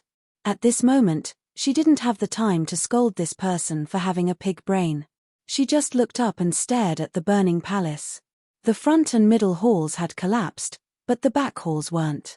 They were still burning like fire walls, and the heat distorted the air. She couldn't see what was happening inside, but she felt that Gong Yimo must be dead. It was good that she was dead. She was the one who asked for it. What could the Daiyu state say? Although she thought so, there must be a lot of trouble. She angrily glared at the uneasy leader of the Imperial Guards and coldly stared at the child in his arms. "Empress Dowager, if it wasn't to ensure the little prince's safety, I definitely wouldn't have let anyone in. Please forgive me." He still wanted to defend himself. Dong Luani was so angry that she laughed. "Since you're so loyal, go to hell." Before that person could understand what she meant, his head was chopped off. Hai Qing quickly caught the child in her arms and ignored the leader who had rolled to the side. The child was splashed with blood and cried loudly. It was very annoying. This idiot is holding a bastard's child as a treasure. Why aren't you killing him? It's annoying just looking at him. Yes. Hai Qing obeyed and was about to kill the child in her arms when she heard a weak female voice from afar. Empress Dowager, aren't you afraid of retribution for killing innocent people? Chapter 474. Hearing this voice, everyone felt as if they had seen a ghost. Could it be that the princess was still alive? This was impossible. She was not dead. The Empress Dowager and the others could not be bothered with a child. They quickly looked towards the source of the voice, only to see a raging fire. There was no one there. Was that voice just now an illusion? Although the palace had collapsed, there was still a bonfire as tall as a person paving the way. Black smoke rose and waves of fire rolled. If Gong Yimo was alone, she wouldn't be able to cross such a long distance with her lightness skill. Without a foothold, she could only force herself to walk on fire. However, if she did that, her feet would be crippled. If Sai Wuyan was still alive, it would be even more difficult for her to carry her. Therefore, the Empress Dowager did not believe that even if Gong Yimo was still alive, Sai Wuyan could not possibly be alive. Gong Yimo did not have to bring a corpse out. However, even though she thought this, she still felt uneasy. Is she still alive? Dong Luani was a little scared and asked Hai Qing in a trembling voice. Hai Qing's martial arts skills were excellent. The female voice just now was transmitted using internal energy. It was so real that he was not sure if Gong Yimo was still alive. However, he soon found out, because they saw a figure stepping on the fire. Sai Wuyan had already fainted. The medicine that Gong Yimo took out was too strong and the medicine was not suitable for the illness. Although it had a suppressive effect, his weak body could not withstand the impact of the two medicines. His signs of life were slowly disappearing. The raging fire burned. He could clearly feel the burning pain on his skin and flesh. He felt very tired, but also very relaxed. He had misspoken. He could not save his own life, not even for a moment. He even felt that his body was getting lighter and lighter, as if he was about to leave his body. However, how could Gong Yimo watch him die? The house collapsed and black smoke rose into the sky. Sai Wuyan finally felt that his breathing was smooth. Following that, a warm current flowed into his body from his back, warming his limbs that were twisted from the pain. His vitality was immediately pulled back. Moreover, the two forces were tugging at each other. It felt like half of him was in the wind and half was in purgatory. And Gong Yimo was the one pulling him back in purgatory. She wouldn't allow him to leave. Death was easy, relaxing, and comfortable. However, the person who was pulling at him didn't let go. He was also in great pain. But in such a dangerous moment, surrounded by raging flames, she actually didn't think of escaping. Instead, seeing that he was about to die, she didn't hesitate to use her inner strength to prolong his life. This kindness made Sai Wuyan unwilling to die. Even if it was heaven when he closed his eyes, and his body and mind were light, he would open his eyes and live on in hell. His body suddenly trembled. More blood flowed out of his nose and mouth, but he opened his eyes. There was still black smoke, flames, and her in front of him. Gong Yimo heaved a sigh of relief. However, she was now in a very sorry state. There were many wounds on her body, all of which were left behind by the explosion. Her clothes were almost destroyed, but Sai Wuyan's clothes were still intact, because Gong Yimo had protected him during the explosion. You shouldn't save him. Without him, it would be much easier for her to get out. Gong Yimo carried him up. The consumption of her inner strength made her weak, but carrying a person wasn't a problem. Feeling that she was still using her inner strength to prolong his life, Sai Wuyan clearly knew that she shouldn't, but he still felt a lump in his throat. Why are you so good to me? His voice was almost inaudible. However, Gong Yimo heard him. She looked at the sea of flames and said calmly, because someone told me that he wanted to be a good emperor, that he wanted to benefit Yuchi. He wanted to prove that his existence wasn't a disgrace to the Sai family, but an honor. This was what Sai Wuyan told her in her previous life. Gong Yimo still remembered that when he said this, his tone was serious and regretful. At this moment, Sai Wuyan was listening. In his days, he actually thought that he said it himself, because that was what he thought and worked hard to achieve. Gong Yimo looked at him and said in a low voice. Since you want it, I'll give you this chance. Live on, or you'll have nothing. Her calm words were like a shot to the heart, making Sai Wuyen's heartbeat gradually clear. He looked up and saw a hellish scene. His hand grabbed onto her sleeve and gradually tightened, but he didn't feel afraid at all. Live on. In order to prove himself, in order to resist, for her, Gong Yimo had tried it before. The space was like her body. As long as she touched something, it would be stored in the space. Similarly, she could take things out from any part of her body, such as water. She directly moved the water tank into the space and used her mind to adjust the water under her feet. Then, she carried Sai Wuyen and jumped into the fire. Before she landed, her gaze focused. She forcefully used her inner strength to create a small vacuum. When she landed, the water splashed and turned into white smoke. Her feet were uncontrollably burned, but she gritted her teeth and endured it. Because in the next second, the fire would engulf her again. Originally, the wind could only temporarily suppress the fire. The water could extinguish the fire in a small area, but it couldn't control the fire from all sides. Therefore, she endured the pain and jumped up again before the fire surrounded her. Before she landed, she used her inner strength to drive the fire away. Then, she adjusted the water under her feet to reduce the burn and fight for a moment to breathe. Then, she heard the Empress Dowager's cruel words. This idiot, she actually held the bastard as a treasure and didn't deal with him. Looking at him is annoying. Gong Yimo's mouth curved into a cold smile. Although she didn't have much inner strength left, she still had to say it. Empress Dowager, aren't you afraid of retribution for killing the innocent? Protect the Empress. The moment Gong Yimo's figure appeared, Hai Sheng only had one thought. This was the only word in Hai Qing's mind. Even though the other party looked like she was riddled with wounds, even though she was just a little girl, he still felt a chill run down his spine, especially when he saw that person walk out of the fire. Step by step, she seemed to be very calm. Dong Luani was so scared that she couldn't speak. She still remembered how Gong Yimo jumped out of the fire and how she landed safely. Although they had only seen it once, they were deeply impressed. This was the natural respect for the strong. She finally came out. Although the last part of the road was flat, with only a few dozen centimeters of fire paving the way, Gong Yimo didn't have much inner strength left. It wasn't enough to support her inner strength, so she could only use water to pave the way. Outsiders couldn't see the trick. They only felt that she stepped out of the fire. The flames around her made a kai-kai sound, and clouds of white smoke rose. They didn't know how Gong Yimo did it, why the fire disappeared on its own, and what the white smoke was. They were only shocked. Finally, they were surprised to find that she was holding a person. She actually saved Sai Wuyen. Seeing the light again, Sai Wuyen squinted at the sky and then looked at her. Chapter 475. Covered in smoke and fire, she was in a sorry state, like she had been rolling around in the black ash.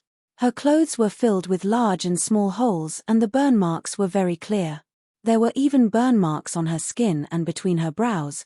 There was a bit of exhaustion. However, her eyes were incomparably bright as she looked into the distance. This was a power that no one could shake. No matter how difficult it was, no matter how bad the situation was, she dared to charge through mountains of blades and seas of fire.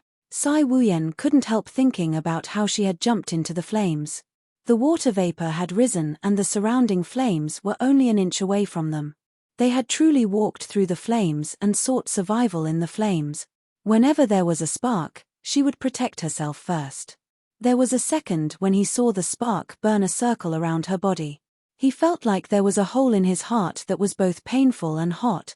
He was very clear that Gong Yimo protecting him was the habit of the strong to protect the weak, but there was an unstoppable impulse that was born in him. That was, he didn't want to be weak anymore. Being weak wasn't an excuse. Why couldn't he be strong enough to protect her? The Imperial Guards' mouths were all wide open. It was clear that this scene had shocked them all. They watched as Gong Yimo created smoke with every step she took as she slowly walked through the last path made of flint. They watched as the flames behind her burned the sky and the surging heat made people drip with sweat. Finally, Gong Yimo stepped onto clean ground and the last wall of fire behind her collapsed at that moment. Everyone moved back in fear. Was it the collapse of the wall of fire that scared them, or was it Gong Yimo's appearance that scared them? Was it because she was too frightening that every movement around her could cause them to become frightened birds? Gong Yimo bent down and placed Sai Wuyen on the ground. Her face was covered in black ash and her body was covered in sweat. When she lowered her head, there was a white mark on her face that made her look very sorry. Sai Wuyen was also not much better. His body was covered in burn marks, and even with her protection, the heat was not something a normal person could withstand. He fell asleep again, but his breathing was still stable. Gong Yimo looked into the darkness before raising her head to speak to the terrified Empress Dowager. "Empress Dowager, I think we can make a deal between us." Bai Chio regained his senses after being glanced at by Gong Yimo.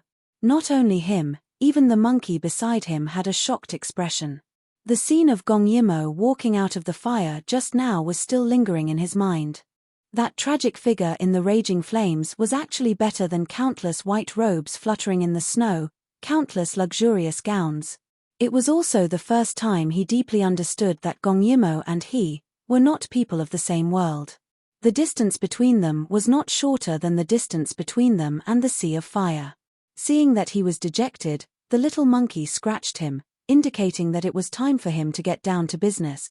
It turned out that after Gong Yimo entered the palace, she had specially looked for him to do something. Shang Mingxi's nature was obvious. If there were no benefits, he would definitely protect himself first. Therefore, if Sai Wuyen died, Shang Mingxi would definitely not say anything. Even if he was still alive, he would probably hesitate and consider the situation. The Empress Dowager would definitely consider that Shang Mingxi was not dead and would not let Shang Mingxi follow her. Bai Chio's task was very simple. He wrote a letter and sent the little monkey to inform Shang Mingxi that his master was not dead. There was a risk in doing this. Now on the Empress Dowager's side, Shang Mingxi was above everyone else and Sai Wuyen was dying and still waiting for him to save him. What he would choose would depend on what Bai Chio said. To be more precise, it would depend on what Gong Yimo said. This task was both simple and complicated. However, Gong Yimo could not leave now, so he became the key. Only when he was writing the letter, he once again sighed in his heart. He and Gong Yimo were not the same kind of people. She was a woman who dared to go through mountains of swords and seas of fire. Not only was she brave, but her strategy was also unmatched. Most of the time, she was simple-minded. However, when she was serious, her brain was not known how it developed. She would think 100 steps before taking one step. For example, she would snatch the child in advance and inform him in advance. She would predict Shang Mingxi's character in advance and consider whether he would hesitate. She even thought of what to say to persuade Shang Mingxi. He was just relaying it. Bai Chio still remembered Gong Yimo laughing and saying that if Sai Wuyen died, he did not need to write the letter because Shang Mingxi would not come. She was so sure. Dong Luani used to think that all the women in the world, except for her, were useless. She had everything she wanted since she was young. Whatever she wanted to do, she only needed to give an order and others would do it for her. Later, she became the Empress and the Empress Dowager. Her ambition grew. Not to mention women, she even felt that no man could be on par with her. However, she met Gong Yimo, a girl who was half her age but was unstoppable. She would be her biggest obstacle. Sensing the extreme danger, Dong Luani's eyes gradually sharpened. Now, it was obvious that Gong Yimo's strength had decreased greatly. She was no match for Hai Qing. Therefore, if she killed Gong Yimo now, no one could stop her. Only by killing this big trouble could she be at ease. However, at this moment, Gong Yimo suddenly asked her if she wanted to make a deal. Dong Luani thought about it again and felt that it was best to kill her. After all, this person gave her too much of a threat. "Princess, if you want to make a deal, you should talk to the King of Hell." Her eyes were full of murderous intent, which made Gong Yimo laugh. "If you kill me, you won't be able to escape death." Cough cough. "Do you still want to make a move?" Dong Luani's face darkened. She sat high up in the carriage but felt uneasy. "Don't be an alarmist. Will the Emperor of Dai Yu State really start a war for you?" Gong Yimo said, Start a war for me? Maybe not. But Yuchi is in internal strife now. Previously, the Daiyu state did not interfere with your internal affairs out of benevolence and morality.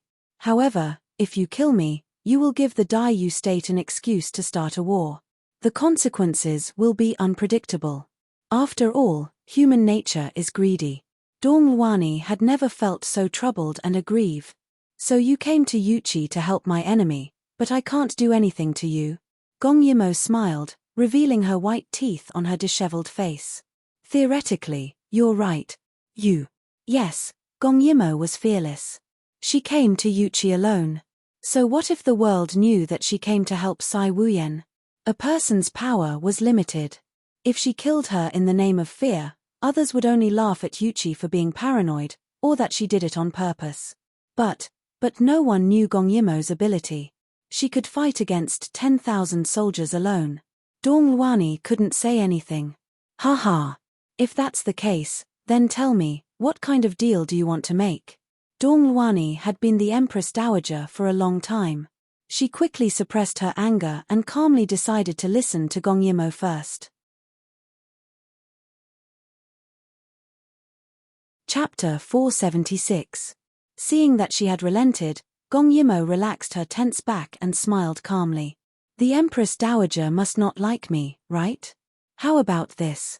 As long as the Empress Dowager allows Sai Wuyen to leave Yuhua City alive, I will return to Daiyu State and no longer interfere with Yuchi's matters. How about that? Dongluani did not speak. Let Sai Wuyen go.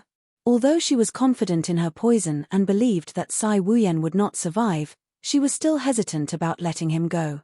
She knew about Sai Wuyen's talent. If he did not die this time and made a comeback, even with the child in her hands, she would not be able to hold her ground. If those who supported her saw that Sai Wuyen was not dead, they would definitely not allow her to raise another puppet. They were worried that she would become too powerful and eventually lose control of the country. However, Gong Yimo's conditions were also very tempting. Without her orders, even if more than half of the people switched sides to Sai Wuyen, what could they do?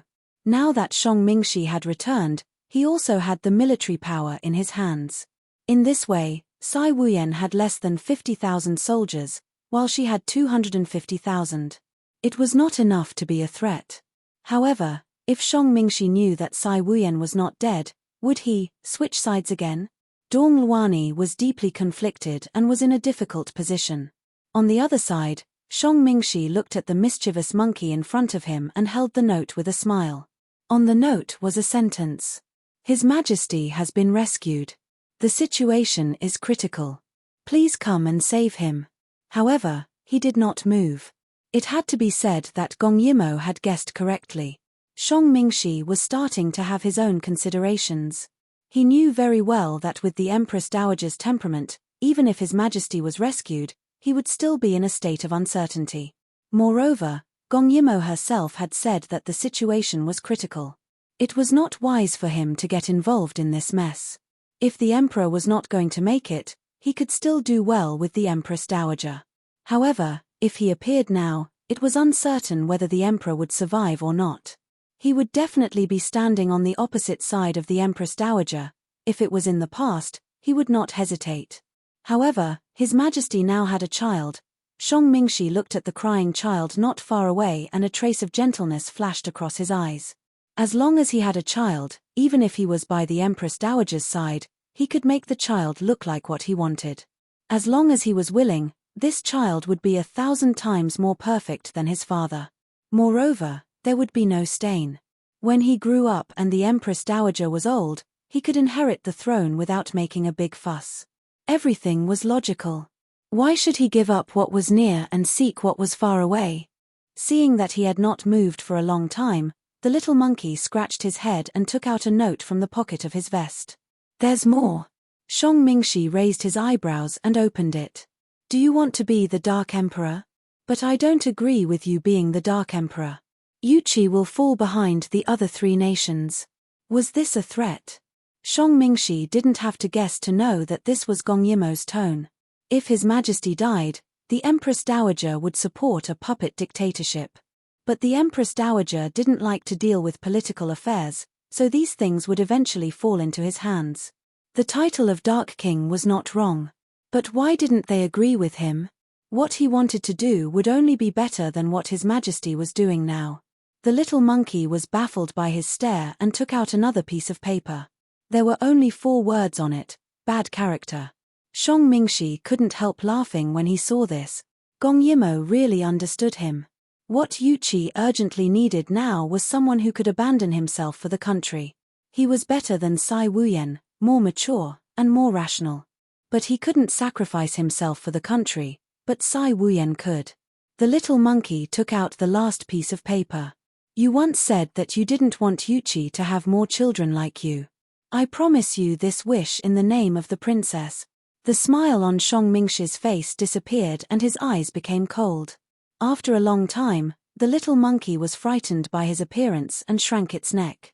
But he patted its head and revealed a smile that made its hair stand on end. Dong Luani was thinking about Gong Yimo's words, and Gong Yimo was also arguing with her. At this moment, Bai Chio walked out from the shadows and stunned everyone present. They didn't expect someone to be hiding here. Gong Yimo gestured for him to carry Sai Wuyan. The two exchanged glances and she knew that Bai Chio had done it. Next, it was up to Shang Mingxi to decide. Empress Dowager, you have to make a decision quickly. If you continue to hesitate, the contents of the deal won't be like this. Dong Luani finally made up her mind. Gong Yimo, Ijia admits that you are very smart and know how to control people's hearts.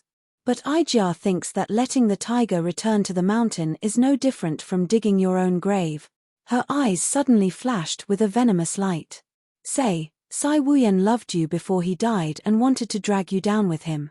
What do you think of this ending? It's still very much like his style, isn't it? Gong Yimo smirked. You mean that even if it means starting a war with Dai Yu State, you will still kill him and me? Dong Luani smiled. Yes, you will all die here. Then, she raised her eyebrows. What are you waiting for? Kill them. The Empress Dowager's order stunned the thousands of imperial guards present. They feared Gong Yimo from the bottom of their hearts, but now that she was so weak, she didn't seem difficult to deal with. Gong Yimo looked calm on the surface, but she was secretly anxious. Dong Luani sneered. Don't wait anymore. This time, you will all die. That may not be true, a gentle male voice sounded. Gong Yimo heaved a sigh of relief, but Dong Luani turned around as if she had seen a ghost and stared at Shang Mingxi. But this wasn't the scariest thing. The scariest thing was that he was carrying a child. A large group of palace servants followed behind him, but they didn't dare to get close to him. They could only watch as he carried the child closer. Every step seemed to be stepping on Dong Luani's heart. Shang Mingxi must have threatened them, so they didn't dare to use force. But she trusted him so much. Why did she value him so much? Shang Mingxi. She suddenly jumped off the carriage and shouted his name with a twisted expression. Shang Mingxi. Shang Mingxi smiled at her. Empress Dowager Jinan, please don't get too close. Otherwise, this child's life will be at stake.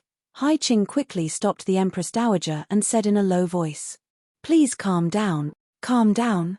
Her eyes were instantly bloodshot, as if she had been ruthlessly slapped in the face, or as if someone had forcefully stabbed her with a knife. She continued to stare at Shang Mingxi. How could she calm down? How could she calm down? Why did you betray Ijia? Haven't Ijia given you enough? You should know that what Ijia can give you, Sai Wuyan can't give you in his lifetime. Shang Mingxi stroked the child's head and avoided her gaze as he sighed softly. There are some things that she can give you, but you can't. This she was referring to Gong Yimo. Chapter 477. He was very clear that Gong Yimo had far more resources than he imagined. Moreover, the connections, business opportunities, and peace that she possessed were what Yuqi desperately needed right now. As long as she kept her promise and supported Yuqi, Yuqi could quickly recover. But before that, Yuqi had to settle down, and there could only be one person in charge. I'm going to kill you. Dong Luani pulled out Hai Qing's sword and slashed at Shang Mingxi, but Shang Mingxi nimbly dodged it. He wasn't a man without the strength to truss a chicken, but he usually didn't make a move. He looked gentle, but his movements were quick. He quickly hid behind Gong Yimo. Since he had already been pulled onto the pirate ship, this kind of thankless task would be left to Gong Yimo to deal with. So before Dong Luani could slash at him again, Gong Yimo's hand covered the child's head, and Dong Luani was instantly pulled back by Hai Qing. "Empress Dowager, do you want to be taken hostage by her?" Hai Qing warned her in a low voice. Dong Luani gripped the sword so tightly that her knuckles turned white. She wanted to hack Shang Mingxi to death. No, she wanted to kill everyone here. Kill them all. "Empress Dowager, if you want to be the empress, I'm afraid it's not that easy. This child is a disaster to us, but to you, he's your only trump card, so I'm not afraid of him dying. Why don't you try taking another step forward?" Gong Yimo's threat was like a bucket of cold water poured over the Empress Dowager's head. The Empress Dowager was stunned, and the viciousness in Gong Yimo's eyes forced her to regain her rationality. But after a moment, she said fiercely, "Fine, you can take Sai Wuyan and the child away, as long as you leave Shang Mingxi behind. Ijia will let you leave." Gong Yimo raised her brows slightly, and turned to look at Shang Mingxi. He blinked and said sadly, "Princess, this official's life is in your hands." Gong Yimo couldn't help but laugh, and said to the Empress Dowager, "All of us have to leave. As long as you let us out of the palace, I'll naturally return this child to you." Dong Luani sneered. Her entire body was twisted and sinister. "Then you can all die here." Gong Yimo refused to back down and confronted him head-on. "If I die, then so be it. If I die, you won't have an easy time either. Without this child, let's see if you can still comfortably be the Empress Dowager." Dong Luani was impulsive and was about to issue a kill order. However, many people around her stopped her and asked her to reconsider. Countless voices of persuasion rang in her ears. Even she herself knew that the child could not die. However, Dong Luani's eyes were glued to Shang Mingxi, filled with deep resentment.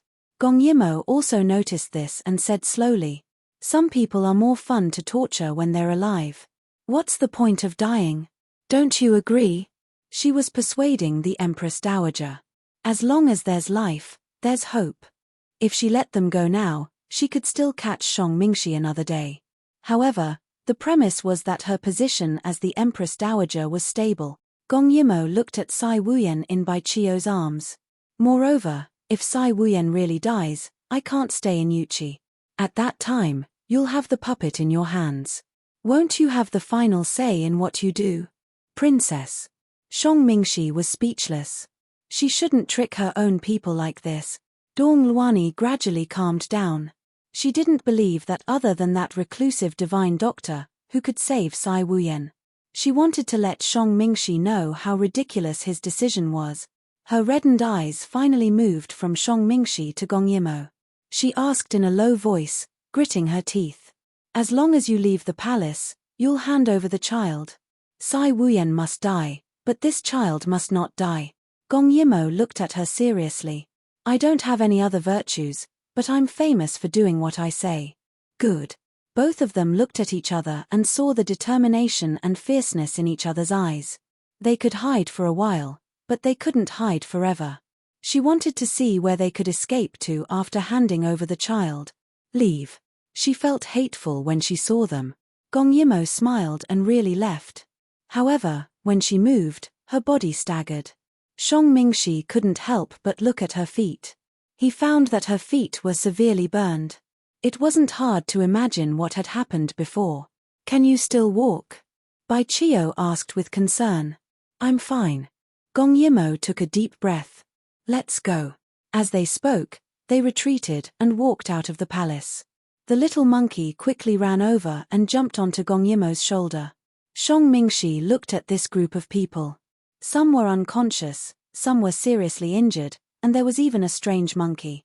They were completely a motley crew. He wondered if he had made a wrong decision. On the way out of the palace, the imperial guards on both sides were on standby. They stared at them covetously, but they didn't make a move. Gong Yimo asked Shang Mingxi in a low voice, "How many people do you have?" At this critical moment, he didn't keep them in suspense. 3,000 people. They're already waiting at the palace gate. But he wanted to say something but stopped. 3,000 people were too few. If the Empress Dowager ordered all the imperial guards to move, they could only run for their lives.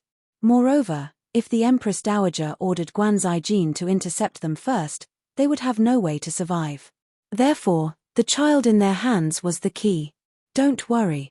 I'm 50% sure that Guan Zijin will let the child go, Gong Yimo said very seriously as she held the child. Shang Mingxi believed her words. When he thought about it, he felt that it was inconceivable. After they left the palace, Hai Qing questioned them from behind. Hand over the prince, Gong Yimo said. First, hand over the child that I brought into the palace. Hai Qing was stunned. He didn't expect her to still remember this. However, one child was not enough, so he handed it over to Gong Yimo. Gong Yimo handed it over to Shang Mingxi's men. Seeing him send the child away, they heaved a sigh of relief. Are you going to hand over the prince now? Hai Qing pressed on. Gong Yimo laughed shamelessly. I'll definitely hand him over. However, I won't hand him over to you. I'll hand him over to Guan Zijin. He must be waiting for me at the city gate, right? Hai Qing was furious. You dare to lie to me? Gong Yimo looked up at the palace gate. I said that I'll return him to you after we leave the palace. As long as I'm still in Yuhua City, doesn't that count as leaving the palace? I advise you not to come forward. Otherwise, I'll strangle him to death right now. Gong Yimo was holding the child. Although she was smiling, her hand was still on the child's neck. Hai Qing was a little hesitant. Moreover, Shang Mingxi's men were surrounding them, so he couldn't do anything. Forget it, there was still Guan Zijin. The Empress Dowager was also gathering her men. They wouldn't be able to leave Yuhua City. Seeing that Hai Qing was no longer bothering them, Gong Yimo and the others quickly got on their horses and led the 3,000 people out of the city. Once the Empress Dowager caught up, they would definitely be overwhelmed in numbers. That was no joke. However, there was still one more obstacle to pass through the city gate. Chapter 478. Gong Yimo sat on the horse, looking disheveled. Guan Zijin found it strange. He hadn't seen her for a few hours, but she looked seriously injured. Uncle Guan, does our agreement still stand? Sai Wuyan isn't dead. You promised to let us go. Guan Zijin looked at her and then behind her. The Empress Dowager is gathering her men and will be here soon. There are only 3,000 of you. You can't run away even if you want to. How do you know if you don't try? Gong Yimo held the child in her hands. As long as you open the city gates and let us go, I'll give you this child with both hands. Guan Zijin wanted to go back on his words. I can't go against her wishes. And I believe that you won't kill this child. He saw that the child was sleeping soundly. It was clear that Gong Yimo didn't have any murderous intent towards him. Those people were too worried and didn't notice. Gong Yimo rolled her eyes. She knew that this man was difficult to deal with, but she wouldn't admit defeat so easily. Do you know why the Empress Dowager was so angry? Isn't it because you saved His Majesty? No. Gong Yimo's dark little face revealed a smirk. She pointed at Shang Mingxi. It's because of him. I asked him to trick the Empress Dowager. As expected, the Empress Dowager still has feelings for him. She killed Lan Ci and accepted him again. Otherwise, how do you think I managed to steal this child under heavy guard? Gong Yimo's words made Guan Zijin's face darken. He glanced at Shang Mingxi with murderous intent in his eyes. He knew Shang Mingxi. He didn't expect that after 4 years, the Empress Dowager still hadn't forgotten him. Shang Mingxi smiled bitterly. He was really being used by Gong Yimo. Gong Yimo heard the commotion behind her and was a bit anxious. There's no time. I'll give you one more chance. The agreement this morning still stands. Let us go. If the Empress Dowager asks you, say it's for the safety of the prince. Otherwise, when Shang Mingxi returns to the Empress Dowager's side, she won't even look at you. As she spoke, she raised the child with both hands. If you agree, come and take him, princess. Shang Mingxi didn't believe this old fellow and was afraid that he would go back on his word. However, Guan Zijin made a decision in an instant. He actually walked towards Gong Yimo. Originally, the Empress Dowager's order was to kill them rather than let them go. However, as a member of the Yu Qi family, it was reasonable for him to protect the bloodline of the Sai family, wasn't it? Gong Yimo gave the child to him without hesitation. Even caged man Jin himself was a little hesitant when he held the child. Princess, do you mean what you say? He was talking about the agreement between the two of them. Gong Yimo looked at his struggling face and reassured him, "Don't worry, I'll do what I say." Hearing her reply, Guan Zijin looked at her sitting on the back of the horse. Even though she was in a sorry state, she was still in high spirits. In the end, Guan Zijin could not overcome his selfish desires. "Open the city gates." Gong Yimo's eyes lit up and she cupped her fists at him. "Please take good care of this child. Goodbye." Guan Zijin's expression was solemn as he said in a low voice, "The Empress Dowager has 30,000 imperial guards and I have 20,000.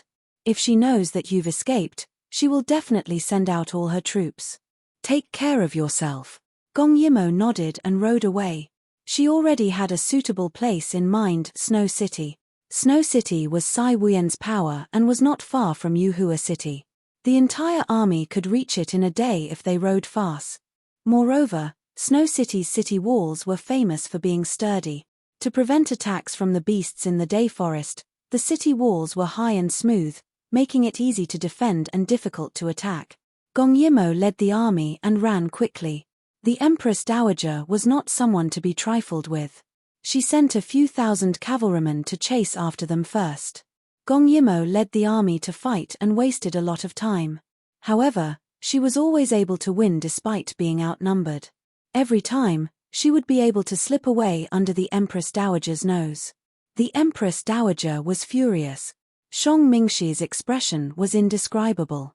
He realized that Gong Yimo had an amazing talent for military affairs. It was not an exaggeration to say that she could command troops like a god. Every time, she would almost subconsciously make a decision based on the terrain. Furthermore, every decision she made was correct. This made Shang Mingxi gasp in amazement. This kind of talent could not be innate, right? How did he know that Gong Yimo had been fighting for 10 years in her previous life? However, they could not go on like this. They had to kill their way to Snow City before the army caught up. Finally, after a sleepless night, they arrived at Snow City at noon the next day. The entire city was under martial law. Gong Yimo did not have time to rest. After she settled Sai Wuyen down, she asked Bai Chio to stay behind to take care of him. She took Shang Mingxi to the city gate to set up the defense. The Empress Dowager had 30,000 imperial guards. Jin Shou had 20,000 imperial guards. Normally, people would leave 20,000 imperial guards to guard their homes. However, if the Empress Dowager saw that they had escaped, she would definitely go crazy and send out all her troop. There were 5,000 imperial guards stationed in Snow City. Together with the 3,000 imperial guards that they brought back, it was a battle between 8,000 imperial guards and 50,000 imperial guards. The result was obvious. Even a calm person like Shang Mingxi was a little anxious at this time. However, he saw that Gong Yimo was very calm. She only washed her face and changed her clothes. She did not even have time to treat the wounds on her body. She was already wearing a suit of armor that did not fit her well and stood on the city wall. Seeing her was like seeing their backbone. Although they did not want to admit it, it was the truth. 8,000 imperial guards against 50,000 imperial guards. How do you want to fight this battle? It was noon. However, according to the Empress Dowager's speed, they would arrive soon. Perhaps in 2 hours, perhaps in 1 hour. I need your crossbows with the longest shooting range. I also need 10 of the most accurate archers. In addition, you need to prepare basic items such as boiling water, hobs, and trebuchets. There is no time to dig the trenches. However, you need to put a barrel of boiling oil on each of the 4 observation towers at the city gate. Listening to Gong Yimo's endless arrangements, Shang Mingxi did not dare to delay and gave out orders one by one. The people in the city were very frightened. Was the Empress Dowager really going to fight with the Emperor? The governor of Snow City was one of Sai Wuyen's men. He had arranged for the best doctors to treat Sai Wuyen's wounds. All of them said that the poison had reached his heart and there was no way to save him. He asked someone to tell this to Shang Mingxi. Shang Mingxi hesitated for a moment and told Gong Yimo. Gong Yimo just nodded. Her expression did not change. Shang Mingxi said, "Aren't you anxious? If His Majesty is dead, all your efforts will be in vain." Gong Yimo frowned. "If I do nothing now, he will definitely die. If I do something, he will still have a chance to live, right? You are putting the cart before the horse." Shang Mingxi was speechless. Just as he was about to say something, the ground trembled slightly.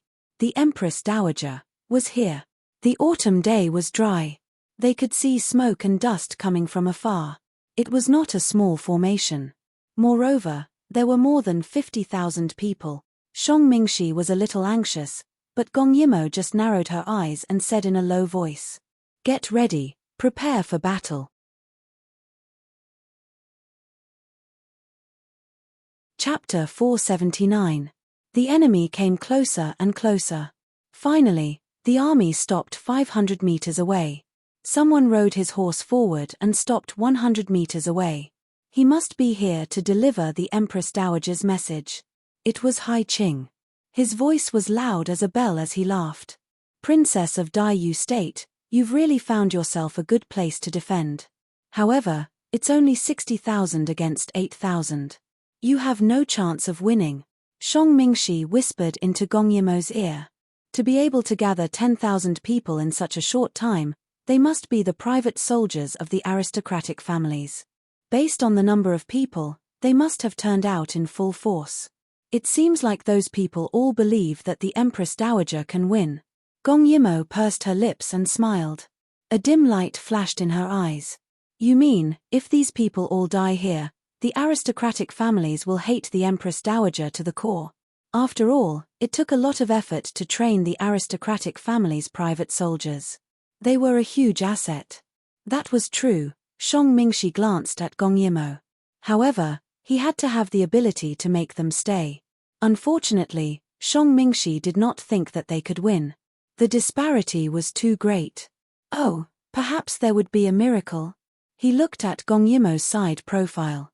She was determined, calm, and without a trace of fear. Seeing that Gong Yimo did not answer, Hai Qing said again, "The Empress Dowager is benevolent. If you surrender and hand over Shang Mingxi, the Empress Dowager will guarantee that you can leave Yuqi safely." Shang Mingxi immediately became nervous. "Princess, I believe that you can win." Gong Yimo rolled her eyes. Don't think that she did not know that Shang Mingxi had always doubted her combat ability. Now that she was going to force him out, he was trying to please her. "Don't worry. My position is not as uncertain as someone else's." Shang Mingxi rubbed his nose gloomily. "Please go back and tell the Empress Dowager." Gong Yimo finally spoke. Hai Qing looked up and saw that she was wearing a green armor. Under the autumn sun, her armor shone with a cold light. Just like herself, she was like an unsheathed sword. She had a natural affinity with the battlefield.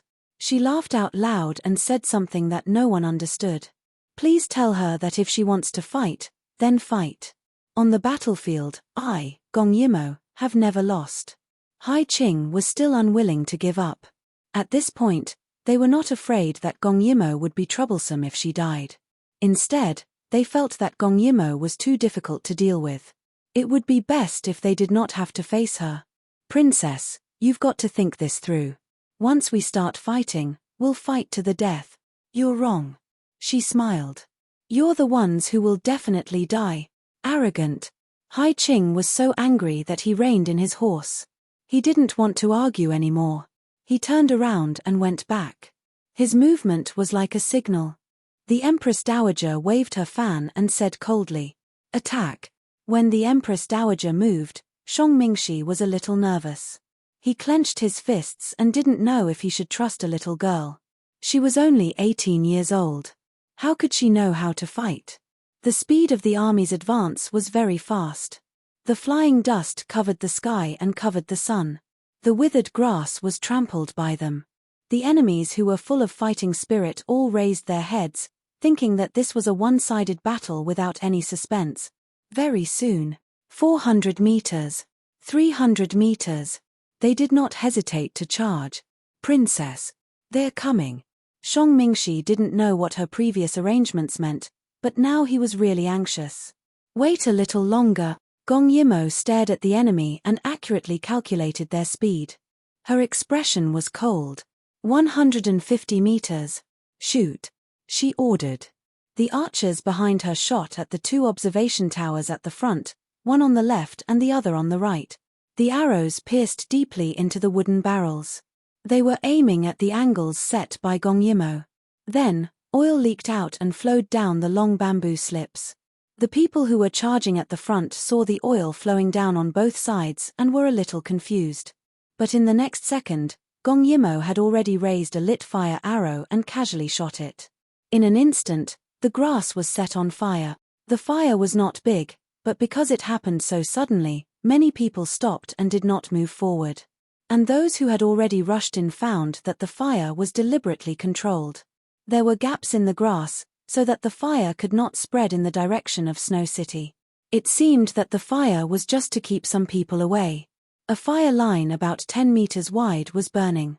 Outside the fire line were the hesitant army, and inside the fire line were more than 3,000 enemies.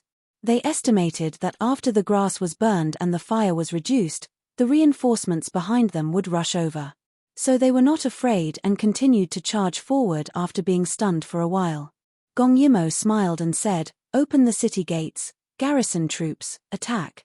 Kill these 3,000 people first." Shang Mingxi was a little speechless. Did the princess think that a shallow fire line could stop the army? Once the fire was reduced or the enemy endured the burns and charged over, they would be digging their own graves. "They won't be able to kill us." Gong Yimo looked at him impatiently. "You shouldn't have questioned my decision." When she said this, her voice suddenly became cold. At that moment, Shang Mingxi suddenly felt that she was a general, and a great general who had been on the battlefield for many years. That kind of majesty made him forget to question her. He braced himself and gave the order. But when the city gates were opened, the garrison troops did not charge out. Although they had 8,000 people, the enemy had 60,000 people. What could a fire line do? Weren't they courting death if they went out? Gong Yimo did not speak, but the Empress Dowager laughed loudly. "I thought she had some ability. Could a fire line stop Ijia?" With that said, her expression turned serious. "Give the order, all troops attack. Isn't it just some kerosene and grass? Can it burn them to death? It would be troublesome if the kerosene stuck to their bodies. After all, they were not wearing full armor, but chain armor. What if the kerosene got on their clothes?" But Hai Qing thought that since they had so many people, they would be able to extinguish the fire. So what if they got on the kerosene? They had so many people and the enemy had opened the city gates. They just had to end the battle quickly, so Hai Qing gave the order, "Kill them." The people below obeyed and stepped on the fire line. The kerosene did indeed get on their clothes, but very few people pounced on it. They saw that the enemy had opened the city gates and were like fat sheep waiting to be slaughtered. Those people did not even dare to charge out. What was there to be afraid of? So everyone was in high fighting spirit and charged toward the enemy. Now was the time. Gong Yimo raised her bow and instilled inner strength into it. The arrow was tied to a needle and shot in the direction of the fire line. Before everyone could understand what was happening, they heard a loud sound. Dozens of people were overturned in an instant. The fire on the ground cracked and fell on the enemy soldiers like rain. It was so hot that they cried out in pain. Once again, they stopped in their tracks. They looked over in horror. Smoke filled the air and sparks flew everywhere, but they did not know what was happening. The Empress Dowager, who was watching the battle from afar, suddenly had a bad feeling.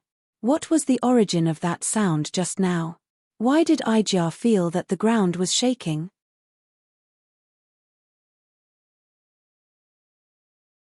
Chapter 480. Hai Qing was also shocked.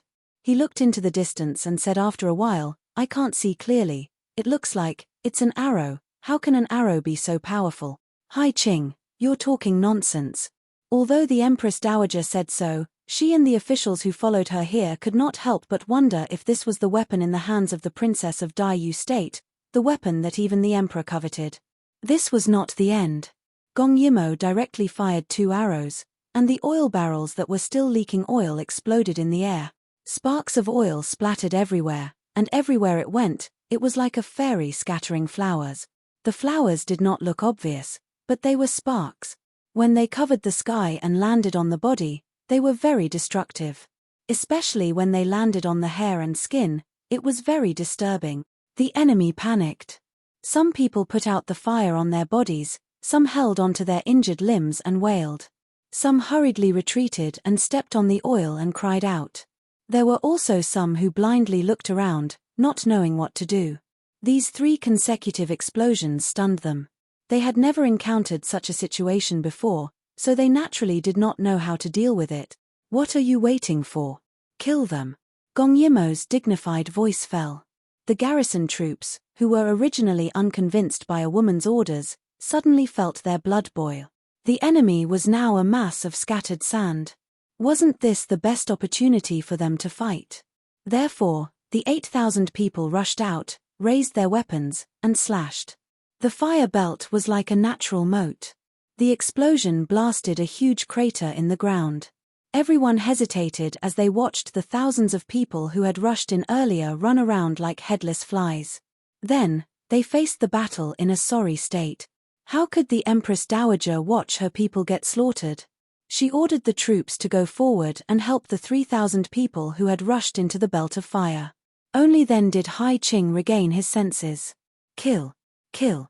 The enemy doesn't have many weapons like this. Don't be afraid. That's right. If Gong Yimo had many such weapons, she could have started the war in Yuhua City. Why would she hide here? Therefore, many soldiers obeyed the order and continued to charge forward. Not only them, even Shang Mingxi was stunned. Gong Yimo only raised her bow again and condensed her internal energy. Light the fire. She asked Shang Mingxi to light the fuse, but Shang Mingxi didn't dare to. The match almost fell to the ground. Seeing this, Gong Yimo roared. Are you a man? Light the fire. Yes. Shang Mingxi subconsciously responded and quickly lit the fire. This extremely dangerous thing was so close to him, yet he still dared to light it. The flame ignited, and Gong Yimo shot an arrow, once again hitting the boundary of the fire zone. The sound of an explosion rang out, and another few dozen people fell to the ground.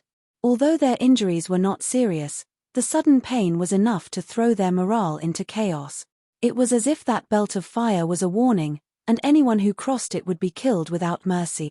Many of them felt Gong Yimo's silent warning amidst the casualties of their comrades, and once again hesitated to move forward. Hai Qing was furious. Charge. She didn't have many of these weapons. Don't be afraid. But this time, no one listened to her. Perhaps she didn't have many of these weapons, but she shouldn't let them use their flesh and blood. The Empress Dowager also realized that something was wrong. The sudden change caused the people's morale to drop. If they didn't think of a way to put out the fire, they might really lose the battle in the chaos. Now the belt of fire began to spread in the direction of the Empress Dowager. Over at the Snow City, because a belt of fire had been dug, the fire would not spread over there. The Empress Dowager saw that her subordinates kept retreating when they saw the fire coming, so she quickly ordered people to dig a belt of fire to prevent the fire from spreading. This was the bad thing about autumn. Snow City was full of grasslands, and once the grass withered, it would be easy to burn, which was really annoying.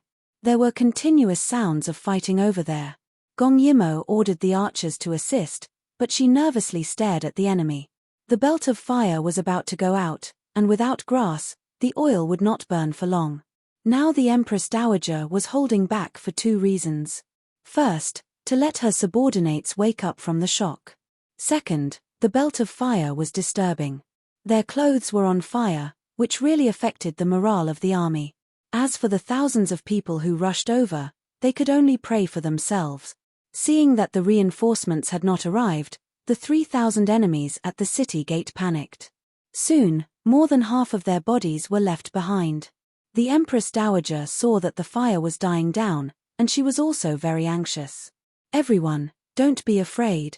The enemy must not have many weapons.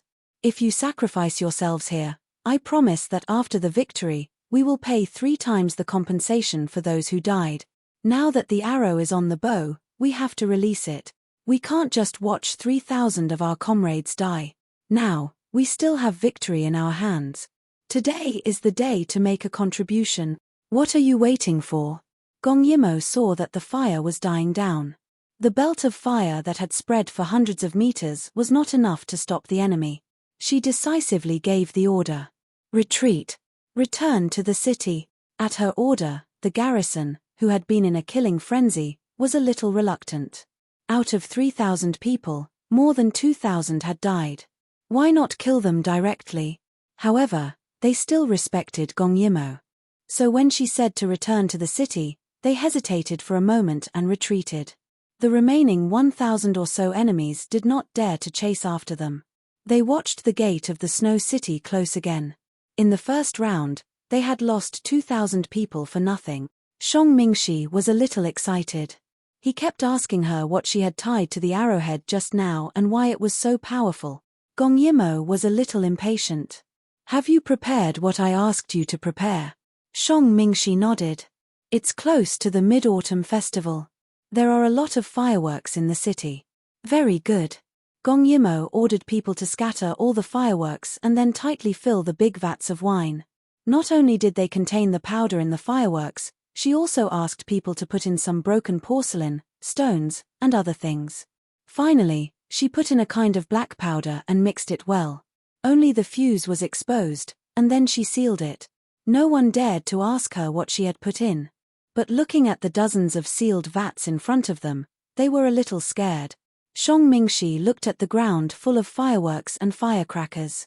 Then, he thought about the powerful explosion of the tubular object. His heart flashed.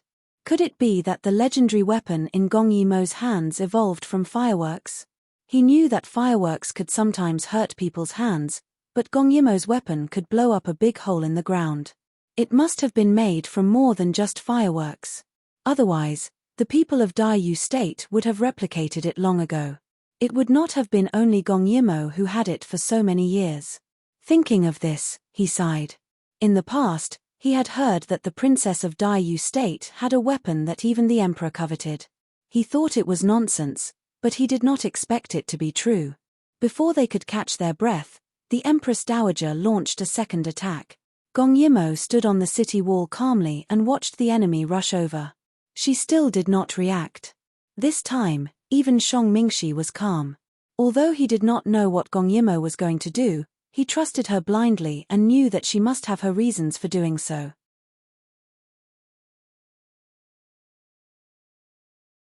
Chapter 481. Soon, the enemy reached the city gate. They all felt that everything was going too smoothly. They thought that the enemy must not have anything that could explode. That was why they were so quiet. Therefore, they were eager to fight again. They wanted to avenge themselves. At this time, they saw that there were 2 rows of ladders on the city wall. What was going on? Did the enemy think that they were too slow and invited them into the city? The Empress Dowager did not know what the enemy meant, so she did not move. Unexpectedly, a black thing appeared on the ladders. They carefully put the fire vat on the ladders and lit the fuse carefully. Finally, they let the fire vat roll down the ladders. The enemy was shocked. How could people run faster than a vat rolling? It quickly disappeared into the crowd and exploded with a loud bang. This time, it was even more painful than the previous explosion. Although it was not as lethal as before, there were many stone fragments in it, so it could kill people in a wide area. In an instant, screams and broken limbs were everywhere. It was like hell on earth. Many people felt sorry for it. However, Gong Yimo's heart was as cold as iron. She raised her hand and lifted the second vat, then pushed it down. Another explosion. It not only killed people, but also disrupted the morale of the enemy. The smell of blood was carried by the wind. The governor of Snow City saw that Gong Yimo ordered people to lift the vat again and was about to ignite it. He quickly stopped her. "Princess, is that enough? The enemy has lost their fighting spirit. There is no need to fight anymore. After all, the dead were Yuchi people. He could not bear to see them retreat. Gong Yimo glanced at them and said in a low voice, "Just now, only about 100 people died and a few hundred were injured. The Empress Dowager will come back with such a small number of casualties. Get out of the way." She opened her eyes and a murderous aura suddenly burst out from her body. She was used to death on the battlefield. Even if tens of thousands of people died here, she would not blink her eyes. The governor was scared away by her gaze. The princess from Daiyu State was so scary. She was like a general who killed people without hesitation. She looked like a bloody general. At this time, the besiegers below hesitated. They didn't know how many of these exploding fire jars Gong Yimo had in her hands. The stone fragments that flew out caused many to be implicated. The scene of flesh and blood flying, and the fear of the unknown, made them somewhat terrified. The Empress Dowager gritted her teeth so hard that they almost broke. The fact that these fire tanks exploded meant that Gong Yimo must have made them on the spot. That is to say, the legendary item on her body was not difficult to make. Therefore, she was not sure how much the other party still had. Was she going to retreat? No. She couldn't swallow this humiliation. Attack. Anyone who takes the head of the Princess of Daiyu State will be conferred the title of a third-grade general. Anyone who retreats will be killed without mercy. Under the Empress Dowager's almost iron-blooded coercion, Gong Yimo also became ruthless and directly threw down 2 more fire vats. Perhaps the death and blood stimulated people's heart. Perhaps it was because the Empress Dowager had really ordered Hai Qing to kill more than a dozen people who had retreated. The army did not retreat anymore. Instead, they attacked the city like crazy. In any case, as long as the city gate was breached, everything would be fine. Gong Yimo saw that the other party was in a killing frenzy and asked Shang Mingxi in a low voice, "Is the street near the city gate empty?" Shang Mingxi nodded. "All the citizens have moved out. The street below is empty." Gong Yimo nodded. "Open the city gate." Shang Mingxi hurriedly did as he was told. The enemy, who were in a killing frenzy, saw the city gate open and rushed in. However, as soon as they entered the city, they were splashed with cold water. Many citizens of Snow City splashed water on the attics on both sides of the street. They did not understand the purpose of this, but when they saw the people who rushed in being splashed with water, they were stunned. Then, when they saw the garrison in the city, their killing intent decreased sharply. They splashed water even more happily, hoping to be of some help. Close the city gate. After 3,000 people came in, Gong Yimo ordered the city gate to be closed. Although there were people in the city who tried to stop them, they were no match for the 8,000 soldiers stationed in the city. Outside the city, Gong Yimo threw down 2 more fire vats. Because of the close distance, many people died. Although they were frightened by the attack this time, they could not retreat, because they would also die if they retreated. Gong Yimo ordered Shang Mingxi to defend the city in the traditional way, and then ordered people to go downstairs and throw the bodies of the enemy down from the city gate. Many people who were attacking the city were thrown down from the ladders. However, when they took a closer look, they found that they were the bodies of their own people. Their eyes instantly turned red. When there were many bodies of the enemy piled up at the city gate, Gong Yimo directly broke the oil vats on the left and right of the city gate. The oil flowed down and contaminated the bodies of the enemy. Many people thought that Gong Yimo was going to do something big, so they began to step back and watch. However, Gong Yimo just casually threw a fire stick on the city gate. The fire burned instantly. The oil mixed with the bodies was ignited. Moreover, because the outlet of the oil was too big, the fire burned along the oil column and reached the oil vats. Not only did the 2 oil vats explode, but the 2 vats were also burned. The raging flames were like 2 fire towers. In the middle, there was a layer of fire made of corpses, so that the enemy had no space to advance. This, burning the corpses of their own people. Many people saw that the fire was getting stronger and stronger, and they were a little confused. Bodies were still being thrown down from the city gate. These bodies were the people who had rushed into the city just now. It seemed that they were also in danger. This made the fear in their hearts grow even stronger. Once the oil of a person was ignited, It was very difficult to put it out. Therefore, the fire burned higher and higher, and mixed with the smell of burning meat, the sky was smoked black and red. Snow City looked like a city of fire from afar. Finally, some of the enemy soldiers could not help but kneel down. They did not kneel down to admit defeat, but because they were shocked by the scene in front of them. They were beaten black and blue by the volcano piled up by the bodies of their comrade. They were scared by Gong Yimo's strange method. Their opponent surprised them again and again, and they were caught off guard every time. How could this war continue? What had been defeated was their willpower. Gong Yimo was finally a little tired. She ordered the city gate to be opened. When the stubborn people in the city saw the raging fire at the city gate, and the bodies of their comrades were all burned, and there were no reinforcements, no matter how strong their will to fight was, Gong Yimo took the opportunity to say, "Put down your weapons. Put down your weapons and I'll spare your life." Almost as soon as she finished speaking, someone threw down his weapon. His weapon fell to the ground, and as expected, the garrison troops did not continue to kill. This action caused everyone to throw down their weapons and become prisoners. Seeing that the enemy outside had retreated again, Gong Yimo heaved a sigh of relief. She continued to pile up the bodies at the city gate. There were a total of thousands of bodies, and it was like a small mountain. When the Empress Dowager found out, she was furious. She ordered people to kill everyone who retreated. She forced the army to press on again, and they could not advance or retreat. Seeing that Gong Yimo had opened the city gate again, Hai Qing passed the Empress Dowager's order. "Don't be afraid. Knock the bodies away from the siege logs. We will kill our way in."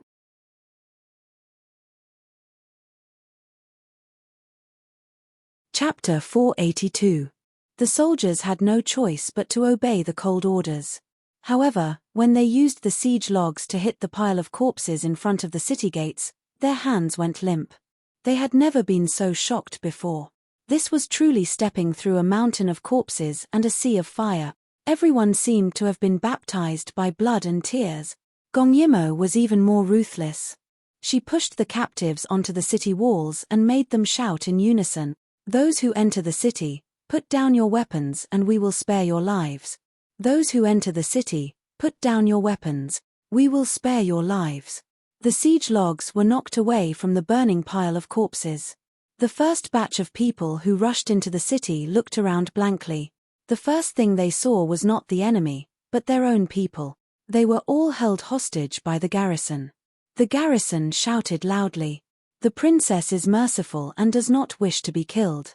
If you put down your weapons, we will spare your lives. Otherwise, your companions will die in front of you." They habitually looked back, only to find that after the 1,000 people who rushed in, no one else came in. After a few explosions, they knew that the people behind them must have been stopped. On the other hand, they only had 1,000 people. There was no way they could win. Therefore, if they did not want to die, they could only surrender. When the first person put down his weapon, many others followed suit. However, in the process of taking in the captives, the garrison followed Gong Yimo's orders and tied them together in pairs. At this moment, one person suddenly resisted. It was not enough for the garrison to kill him directly. They also killed the people around him. "The princess has ordered that we form pairs. If one person resists, we will kill both of them." This sentence instantly pulled everyone apart. Many of them were afraid of being implicated by the other party. In the end, after everyone was tied up, there was no second person who resisted. Shang Mingxi exclaimed in amazement. Gong Yimo's step-by-step psychological warfare was simply godly. No matter if it was the fire belt intimidation at the beginning, the mysterious weapons, the mountain of corpses and the sea of fire, or now the 2-on-2 groups, they were all suppressing and dividing the enemy. From the mental aspect, it gave the enemy a feeling of surprise and unpredictability. The series of attacks made the enemy think that they would win from the beginning. Later on, it turned into panic, and then into fear. In the end, the thought that the enemy was too high to reach was born in his heart. It had only taken him a few hours to do all of this. In the end, Shang Mingxi was somewhat horrified to discover that after a few battles, less than 200 of the 8,000 men of the garrison had been killed or injured. while the enemy had lost nearly 10,000 men. What kind of gap was this? If it wasn't for the fact that they were in a hurry to prepare for the battle, and that many of the decisions were made at the last minute, and Gong Yimo had been given more time to prepare, the 60,000 people on the other side would have suffered a crushing defeat. Obviously, the Empress Dowager also realized this problem. She could not stop. If she gave Gong Yimo another night to prepare, she would definitely lose. Therefore, she could not retreat even if she was beaten back again and again. She ordered the army to attack. Anyone who breached the city gate would be promoted by one level, and those who killed 10 people would be promoted by another level. The more tired they were, the higher the rewards. In the evening, both sides were in a killing frenzy. Gong Yimo rubbed the space between her eyebrows. She felt a deep sense of exhaustion. She had not rested since they had escaped to this place yesterday. She had saved people from the sea of fire. If it had been any other time, she would have killed them long ago. She was never a person who planned strategies behind the scenes. She was a person who led her subordinates to charge and break through enemy lines, and then changed the troops at the last minute. However, her feet were in excruciating pain, and the wounds all over her body had not been treated. She could not recklessly charge down to kill people like before. How many fire vats are left? Shang Mingxi respectfully replied, 5 more. She closed her eyes, and when she opened them again, she was full of energy again. Tell the rear to speed up the preparations. If the city gate is lost, immediately activate the second plan. Now, prepare the trebuchets, rolling logs, and boiling water. We are going to fight with force. Shang Mingxi said, they still have nearly 50,000 people, and we only have 8,000. How can we defeat them with fewer people? Why don't we just retreat? No. A shrewd calculation flashed in Gong Yimo's eyes. At least 10,000 people have to be killed before we can retreat. Now, open the city gate. While creating obstacles for the following enemies and controlling the number of people who come in, we have to kill the enemy with all our strength. Send 200 people to throw corpses and pile up the mountain of corpses in front of the city gate again. When it is too difficult to control, put down the broken stone of the city gate to buy time. In short, we have to kill another 10,000 people before we can retreat. Otherwise, she could not guarantee that the follow-up arrangements would be smooth. Yes. Shang Mingxi hurriedly left. The city gate was wide open, and many people rushed in. On the city wall, stones and rolling logs were constantly falling down. In addition to the mountain of corpses that had been piled up again, the fire in front of the city gate was soaring to the sky. There were corpses everywhere. In the evening, the sky was still bright, but the billowing black smoke and the fire turned the sky into the color of burning cloud. The black smoke was rolling in the sky, and the fire was burning below. The smell of burnt corpses and flesh was everywhere, and the smell of blood and smoke filled the air. It was a scene of purgatory on earth. The people outside the city kept trying to break through the mountain of corpses and rush in, and inside the city, there were also sounds of fighting and killing.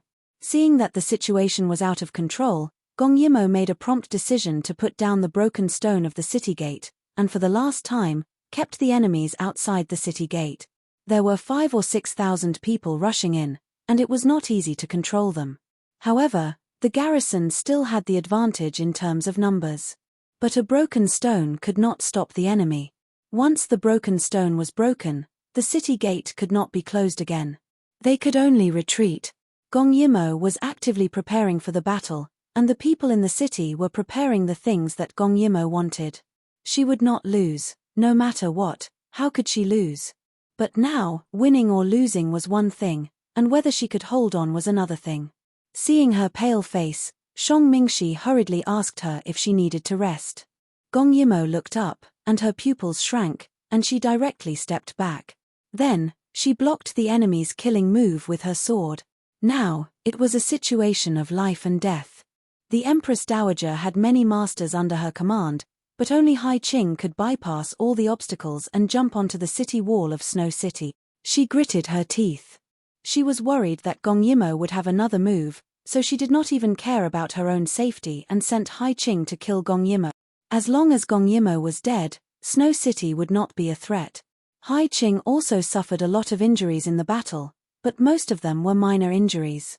Compared to Gong Yimo, he was nothing. Therefore, he pressed on step by step, vowing to behead Gong Yimo here. Gong Yimo was fighting with him, and at the same time, she was paying attention to the situation on the battlefield. She was tired and in pain, and her inner strength was empty. She was not as strong as she wanted to be. When masters fought, the people on the city wall did not dare to rashly intervene. Gong Yimo also consciously protected them, so that they would not be distracted and concentrate on defending. Their ears were filled with the sound of killing. Every time Gong Yimo moved, blood would be left on the ground. Every step was no less than stepping on the edge of a blade.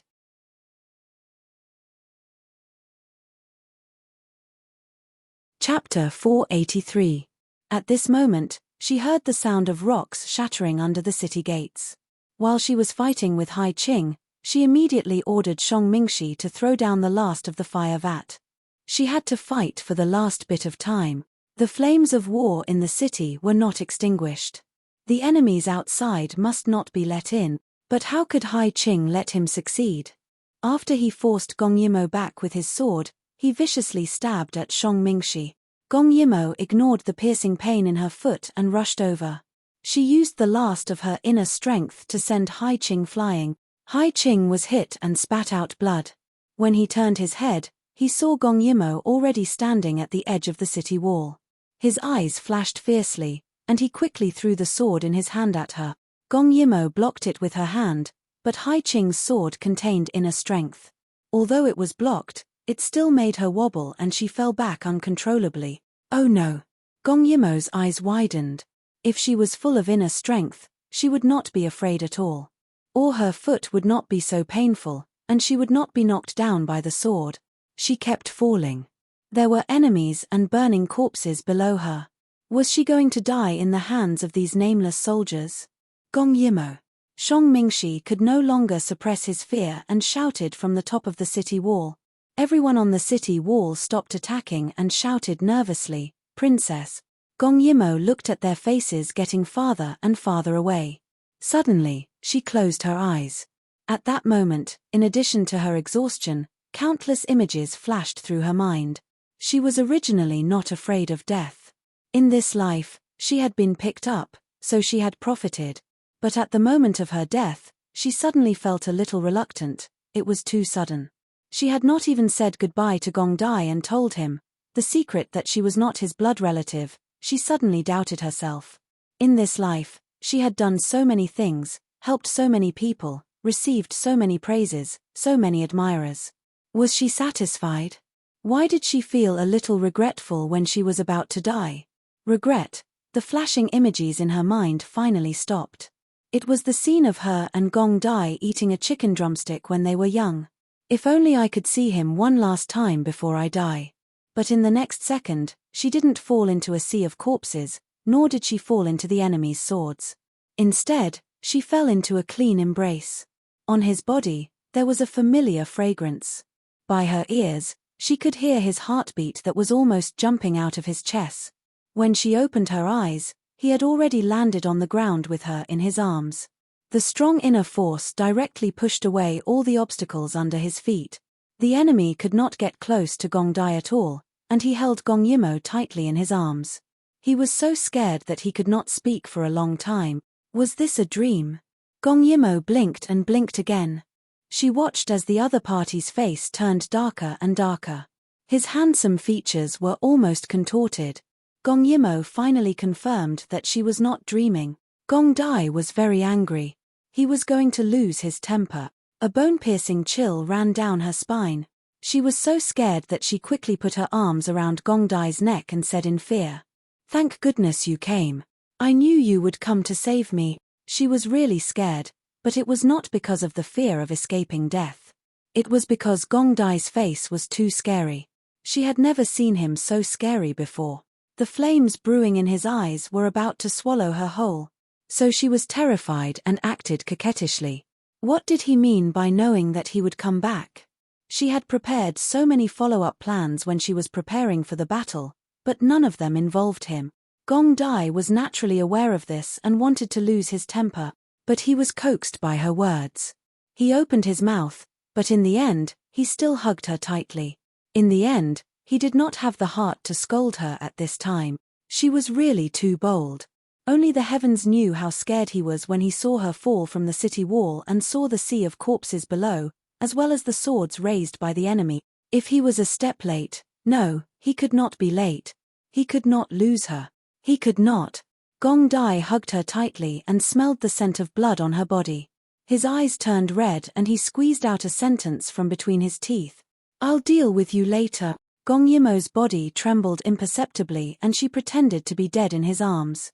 More and more enemies surrounded Gong Dai because the people on the city wall had stopped attacking, afraid that the princess would be hurt. But even so, Gong Dai's internal energy was too strong. No one could get close to him. At this time, the sound of fighting could be heard again. Lo Chi led a group of people to Gong Dai's side. When he saw that the princess was not dead, he experienced the whole process of dying and coming back to life. Gong Dai looked at the black mass of people behind him, and his body was filled with hostility. Kill them all.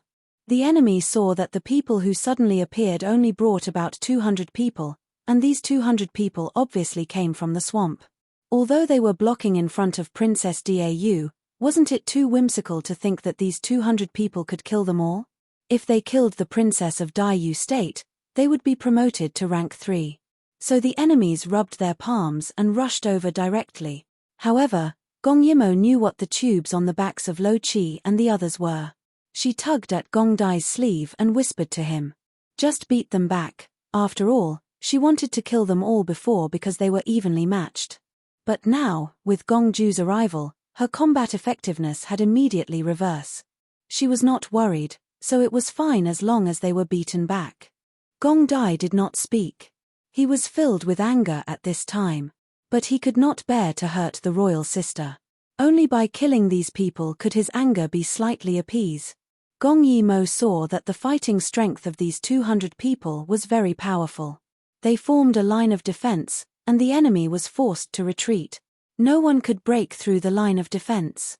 So, Gong Dai hugged her. There was no one around except for corpses. This was not the end. These few hundred people forced the enemies to retreat. 50 of them began to retreat, while the rest continued to block the front. The 50 retreating people took out something the size of a bamboo joint from their backs, lit the fuse, and threw it out. Even the distance of the throw was the same. An earth-shattering explosion sounded. With this, a vacuum was created in the midst of the surging enemies. Blood and flesh flew everywhere. In an instant, thousands of people died. Cries of agony filled the sky. This was not a small fight like Gong Yimo's.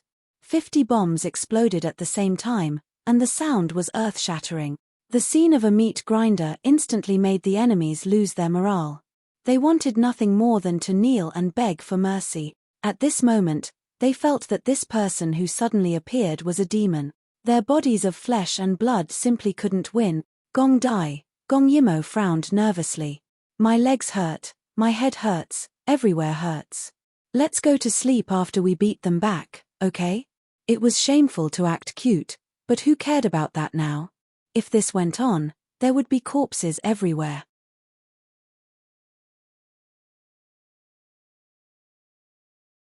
Chapter 484.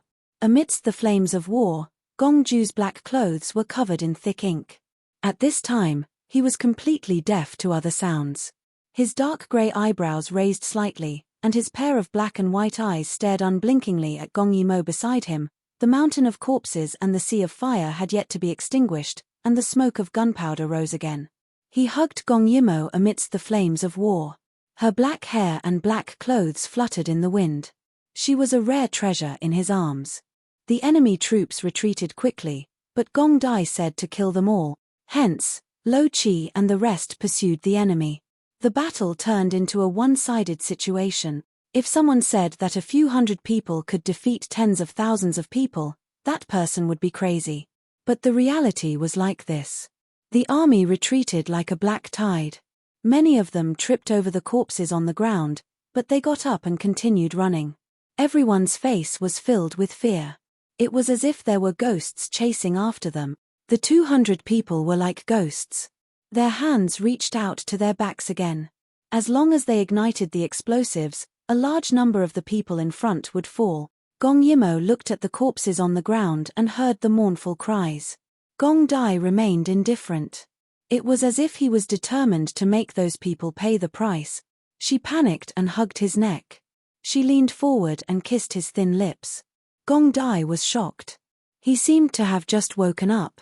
He really saved her. She was still alive. The two kissed amidst the flames of war. Gong Yimo wanted to pull away from him immediately, but Gong Dai wrapped himself around her and kissed her deeply as if there was no one around them. The fire and corpses around them represented passion and incompleteness. The woman in his arms represented eternity. The people on the city wall were stunned. They did not know what to do. The explosions and cries in the distance could not disturb the two people. Their figures were so entwined in the afterglow of the setting sun and the flames. It was so difficult to separate them. Gong Yimo was about to suffocate.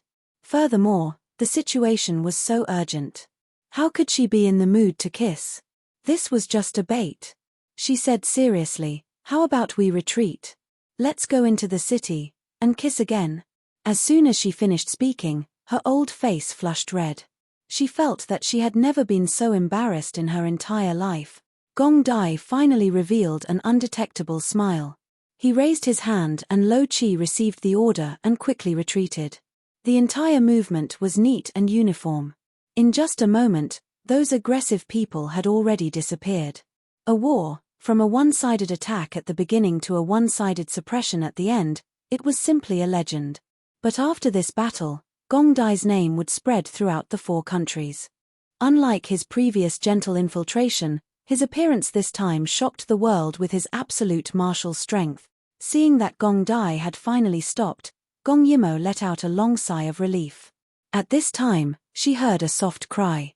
It turned out that Hai Qing had noticed that the situation was not right, so she grabbed Shang Mingxi and wanted to run. Gong Yimo panicked and said to Gong Dai, "We can't let him take Shang Mingxi away." Shang Mingxi? Gong Dai raised his eyebrows in displeasure. His unwillingness was written all over his face. Gong Yimo was about to vomit blood. She grabbed Gong Dai's collar and said in a very small voice, "He is the key to whether I can quickly solve the problem of Yu Qi. Don't you want me to go back as soon as possible?" Gong Dai looked at her and refused to move. Gong Yimo decided to go all out. She gritted her teeth and said, "I don't like him. I don't like him at all. Hurry and save him." Even though she had lowered her voice, Lo Chi and the rest could still hear her clearly. They chuckled softly, not daring to speak too loudly for fear of embarrassing the princess. Gong Dai. Gong Yimo flew into a rage out of humiliation. "Lo Chi." Gong Dai finally spoke. "Your subordinate is here. Save him." "Yes, Your Highness." Lo Chi hurried over with 2 men. Since the prince had ordered them to save him, they had to bring him back unscathed. Gong Yimo heaved a sigh of relief and fell into Gong Dai's arms. She was exhausted. The governor of Snow City, who was on the city wall, was stunned. Just now, they had been shouting and yelling with the army as if the end of the world had come. But as soon as this man appeared, he had easily resolved the catastrophe. Who was he? Why had he never seen him before? When did such a powerful person appear in the 4 countries? Before he could think about it, Gong Dai hugged her for a while and found that her body was covered with bruises. Her eyes were full of anger, as if she wanted to blow up Snow City to vent her anger. "Xiaoqi, open the city gate." "Yes, Your Highness." Luo Xiaoqi had been eager to show off in front of the princess. At this time, a piece of broken stone fell from Snow City. Just now, the Empress Dowager's people had been trying to break the stone for a long time, but they could not break it. However, Gong Dai's people were not ordinary. Luo Xiaoqi was the most talented person in terms of blasting. He found the right angle and buried the bomb. With a loud bang, the people on the city wall were scared out of their wits. They were afraid that they would be smashed into pieces like the flesh and blood that flew up just now. After the loud bang, there was another loud bang. The broken stone that they had failed to break with the cost of countless people's lives just now collapsed. Everyone stepped back. Gong Dai waved his hand and all the debris and dust were blown away by his internal strength so that Gong Yimo would not be contaminated. When the broken stone fell, the people inside were not distracted. They even thought that the Empress Dowager's people had broken in. Luo Xiaoqi saw this and quickly stepped forward. He gathered his qi in his dantian and shouted, "People inside, listen up. Empress Dowager Yu Qi has been defeated. Those who lay down their weapons will be spared." What? The Empress Dowager was defeated? How was this possible? But when they looked back, there were fire and corpses outside the city wall. It was really quiet. Could it be that the Empress Dowager was really defeated? At this time, the governor of Xuecheng hurriedly ran down the stairs and followed Gong Ju. "My lord." He didn't know how to address Gong Dai, so he compromised and called him lord. Gong Dai frowned slightly. "Keep your voice down." The governor was stunned. When he came to himself, he found that the princess in his arms had fallen asleep. The people in the city were still shouting and killing. How could she fall asleep so peacefully? "I want a quiet place for her to rest." The governor nodded repeatedly. "Go to the governor's mansion. No one will disturb you." But he regretted it after saying that. These people were still fighting. How could they pass through the tens of thousands of people who were crazy about killing? Gong Dai also saw that Luo Xiaoqi's roar had no effect on these crazy people. He frowned and a cold light flashed in his eyes. If these people didn't know what was good for them, he didn't mind slaughtering the whole city to vent his anger. The next second, Gong Dai's special and dignified voice was clearly heard by everyone who was crazy about killing. His tone was cold, but he didn't hide his killing intent. After 3 breaths, those who still have weapons in their hands will be killed without mercy.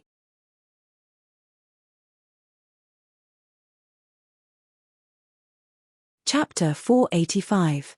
Gong Dai's voice was infused with his inner force, causing people's brains to ache.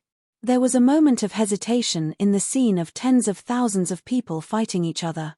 However, Gong Dai had already walked in with Gong Yimo in his arms. The prefect gritted his teeth and followed behind with his men. Gong Dai's men walked at the back with an imposing aura.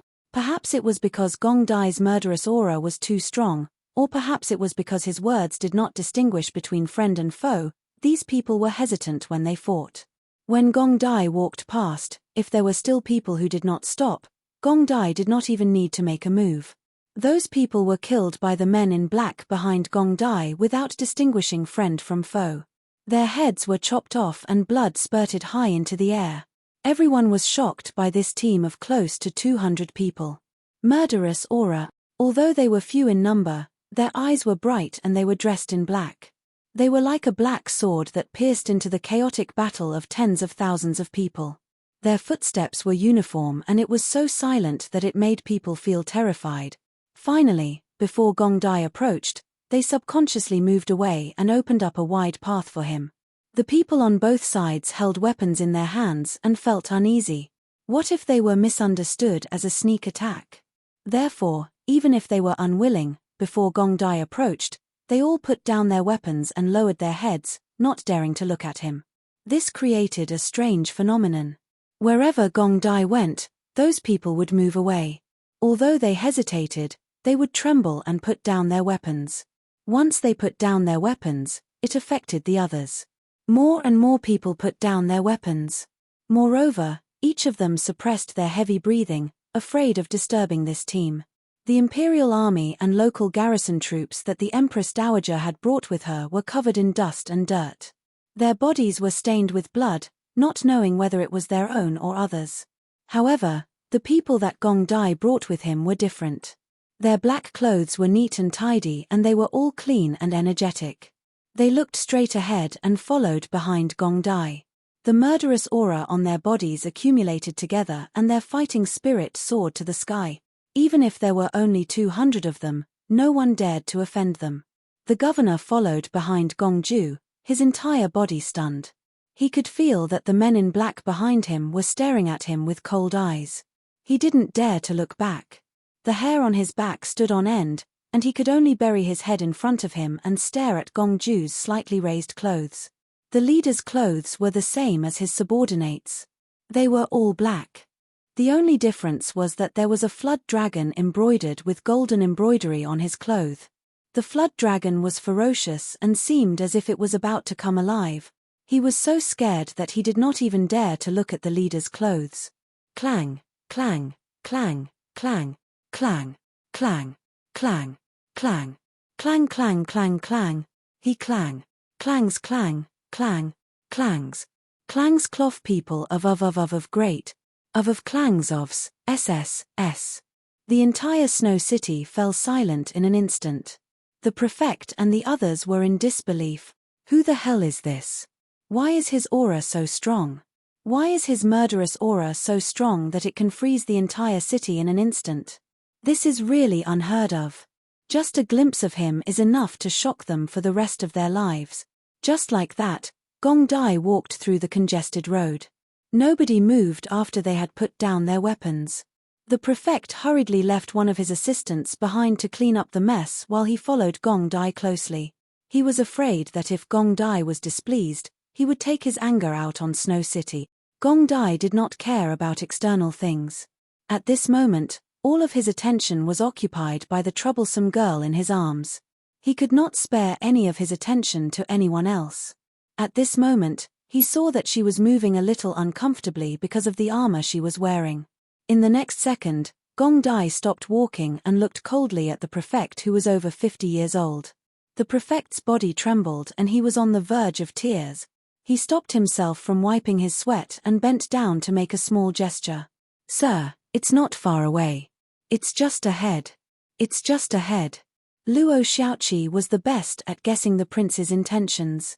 He took a big step forward and carried the prefect, whose legs were trembling, on his shoulders.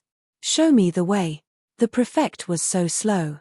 Didn't he see that the prince was already very displeased? The prefect exclaimed softly. However, under Gong Dai's stare, he did not dare to say that it would be inappropriate to put him down. He only pointed in a direction with trembling hands. Luo Xiaoqi carried him quickly and left. The procession sped up immediately. It was not until the procession had completely disappeared at the end of the street that the more than 10,000 people who had put down their weapons began to gasp for breath. Gong Dai did not do anything, but they felt as if they had just survived a disaster. Wasn't that the same as surviving a disaster? The prefect's deputy recalled how he had seen this terrifying procession at the city gate. He had seen how they had easily defeated the enemy. He had also seen how they had killed thousands of people in one move and caused the entire battlefield to wail like ghosts and howl like wolves. He was really afraid just now. He was afraid that these people would lose their minds and continue to fight despite his warning. At that time, it would not be impossible for that important person to slaughter these 10,000 people in a fit of anger. The Empress Dowager could not believe her eyes. During the series of explosions just now, she was at the back of the procession. She was clearly safe, but she had personally experienced what a disaster was like. She sat motionless in the carriage because she was scared silly. She could not move her limbs. She could only watch as her people retreated in defeat. They had lost all their dignity. Finally, under the last rays of the setting sun, he saw Hai Qing, who had lost an arm. Blood was flowing non-stop. It was useless to seal his acupoints. Hai Qing was seriously injured and was somewhat delirious. However, when he saw the Empress Dowager, he held his breath and ran over. The Empress Dowager quickly ordered people to treat his injuries. Then, she asked him in a trembling voice what had happened. It was so far away and the light was gradually fading. Although she had felt the earth-shattering murderous intent, she did not know who had done it. Could it be Gong Yimo? It was impossible. She couldn't have done this in such a short time. Hai Qing's remaining hand grabbed the Empress Dowager's wrist tightly. His eyes were bloodshot. Obviously, the previous scene had caused quite a shock to him. Monster. No. Killing God. His chest was heaving up and down violently. He seemed to have thought of the previous scene of destruction. His pupils shrank and his whole body was filled with fear. It was a group of men in black. They came from the swamp. They came and slaughtered our army. They were Gong Yimo's people. They were very powerful. He paused and thought of that godlike man. His whole body trembled. The man in the lead, is very scary, very scary." After saying that, he fainted. Obviously, he was physically and mentally injured. The Empress Dowager saw that the morale of the army had been shattered. She knew that she could not wait any longer. Although she felt extremely humiliated, none of this could be compared to her life. You're tuning in to the Dreamy Chapters YouTube channel. We're so grateful for your support, and don't forget to subscribe to join us on this incredible journey through captivating stories. Your generosity through donations truly makes a world of difference, as it's the primary source of revenue that allows me to expand and enhance this channel for you. Thank you from the bottom of my heart for being a part of this adventure.